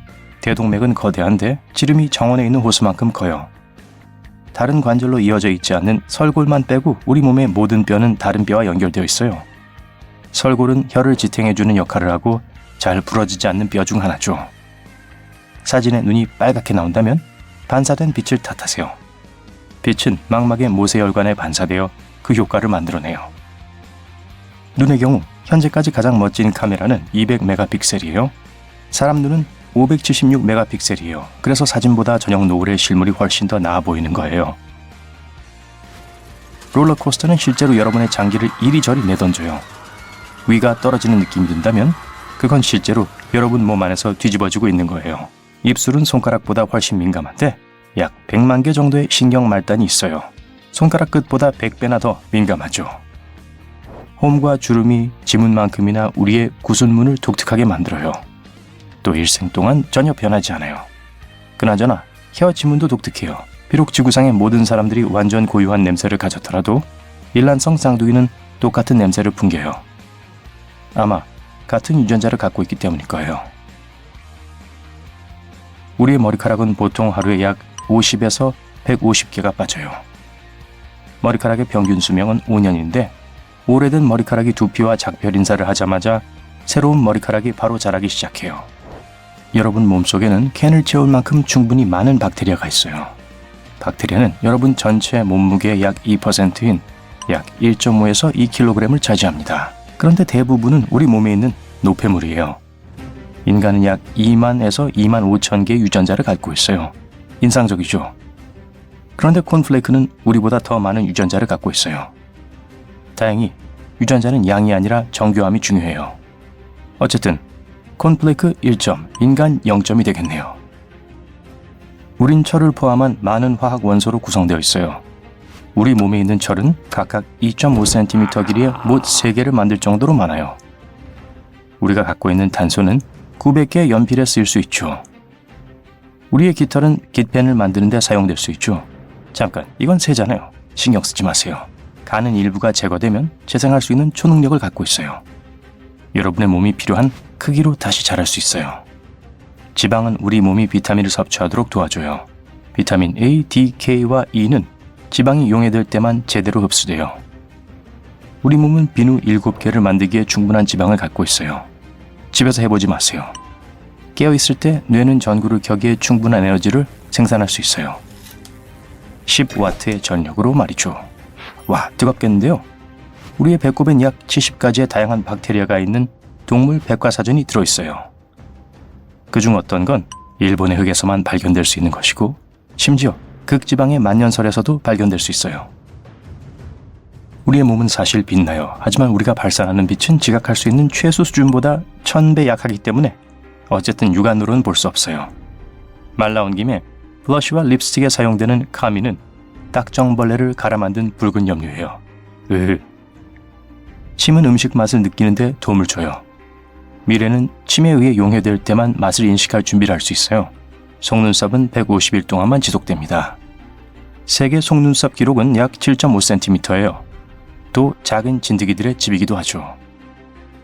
우린 눈을 1년에 약 420만 번 깜빡여요. 적어도 8초에 한 번인 셈이죠. 눈을 깜빡일 때마다 100원씩 주면 좋겠네요. 그럼 하루에 매일 10만 원 이상 벌 수 있을 거예요. 이상하게 들릴지 모르겠지만 우리의 뼈는 건축 재료보다 더 튼튼해요. 사람 뼈의 1입방인치는 약 8,600kg을 견딜 수 있고 이건 콘크리트보다 4배 더 튼튼해요. 우리들의 혈액형을 다르게 만드는 유일한 것은 당이에요. A, B형과 AB형에는 당이 들어있어요. 반면 O형에는 없어요. 그래서 헌혈에 완벽하죠. 아니요, 당 때문에 O형이 덜 달아지는 건 아니지만 사실 다른 혈액형보다 모기를 훨씬 더 많이 유혹해요. 사람에게는 8가지 혈액형만 있지만 소는 800개 또는 그 이상이 있을 수 있어요. 이름이 음매 더하기 음매 마이너스 뭐 그럴까요? 손톱은 발톱보다 훨씬 빨리 자라요. 발톱은 손톱보다 손상이 적기 때문에 거의 4배 느리게 자라요. 비록 자주 발을 어디에 찍긴 하지만 갑작스런 혈액 파열은 보통 오래 지속되진 않아요. 손톱은 작은 물체를 잡고 스티커를 벗겨내는 데만 도움이 되는 게 아니에요. 대고 누를 단단한 구조물이 없다면 뭘 얼마나 세게 잡아야 할지 판단할 수 없을 거예요. 우유를 실제로 소화시킬 수 있는 사람은 극소수예요. 문제는 우유에 있는 당을 분해하는 특별한 효소가 있어요. 작은 도움이라고 부를게요. 우리가 성장하면 이 효소는 없어져요. 이 당은 젖당이라고 불리고 이걸 소화하지 못하는 성인들은 유당불내증을 갖고 있어요. 세계 인구 68%가 사실 우유를 소화 못해요. 자고 있다고 해서 몸 전체가 쉬고 있는 건 아니에요. 사실 가끔 잘 때 뇌는 훨씬 더 열심히 일해야 해요. 되게 많은 시간이 걸리는 수많은 정보와 보고서를 처리해야죠. 인간은 여러 가지 일을 한 번에 할 수 없어요. 한 일에서 다른 일로 전환할 시간이 필요한데 동시에 여러 가지 일을 처리하려고 하면 생산성이 떨어지죠. 이걸 해보세요. 오른발을 들고 시계 방향으로 돌려보세요. 엄지발가락으로 공중에 숫자 6을 그려보세요. 이제 발이 움직이는 방향을 확인해보세요. 반대로 움직이고 있죠? 숫자 6을 그리려면 시계 반대 방향으로 움직여야 하기 때문이에요. 새로운 습관을 시작하는 데는 사실 시간이 좀 더 걸려요. 많은 사람들이 생각하는 것처럼 18에서 21일이면 충분하다는 건 100% 사실은 아니에요. 새로운 습관을 얻는 과정은 254일까지 걸릴 수 있는데 평균적으로 새로운 습관이 자동화되는 데는 약 66일 걸려요.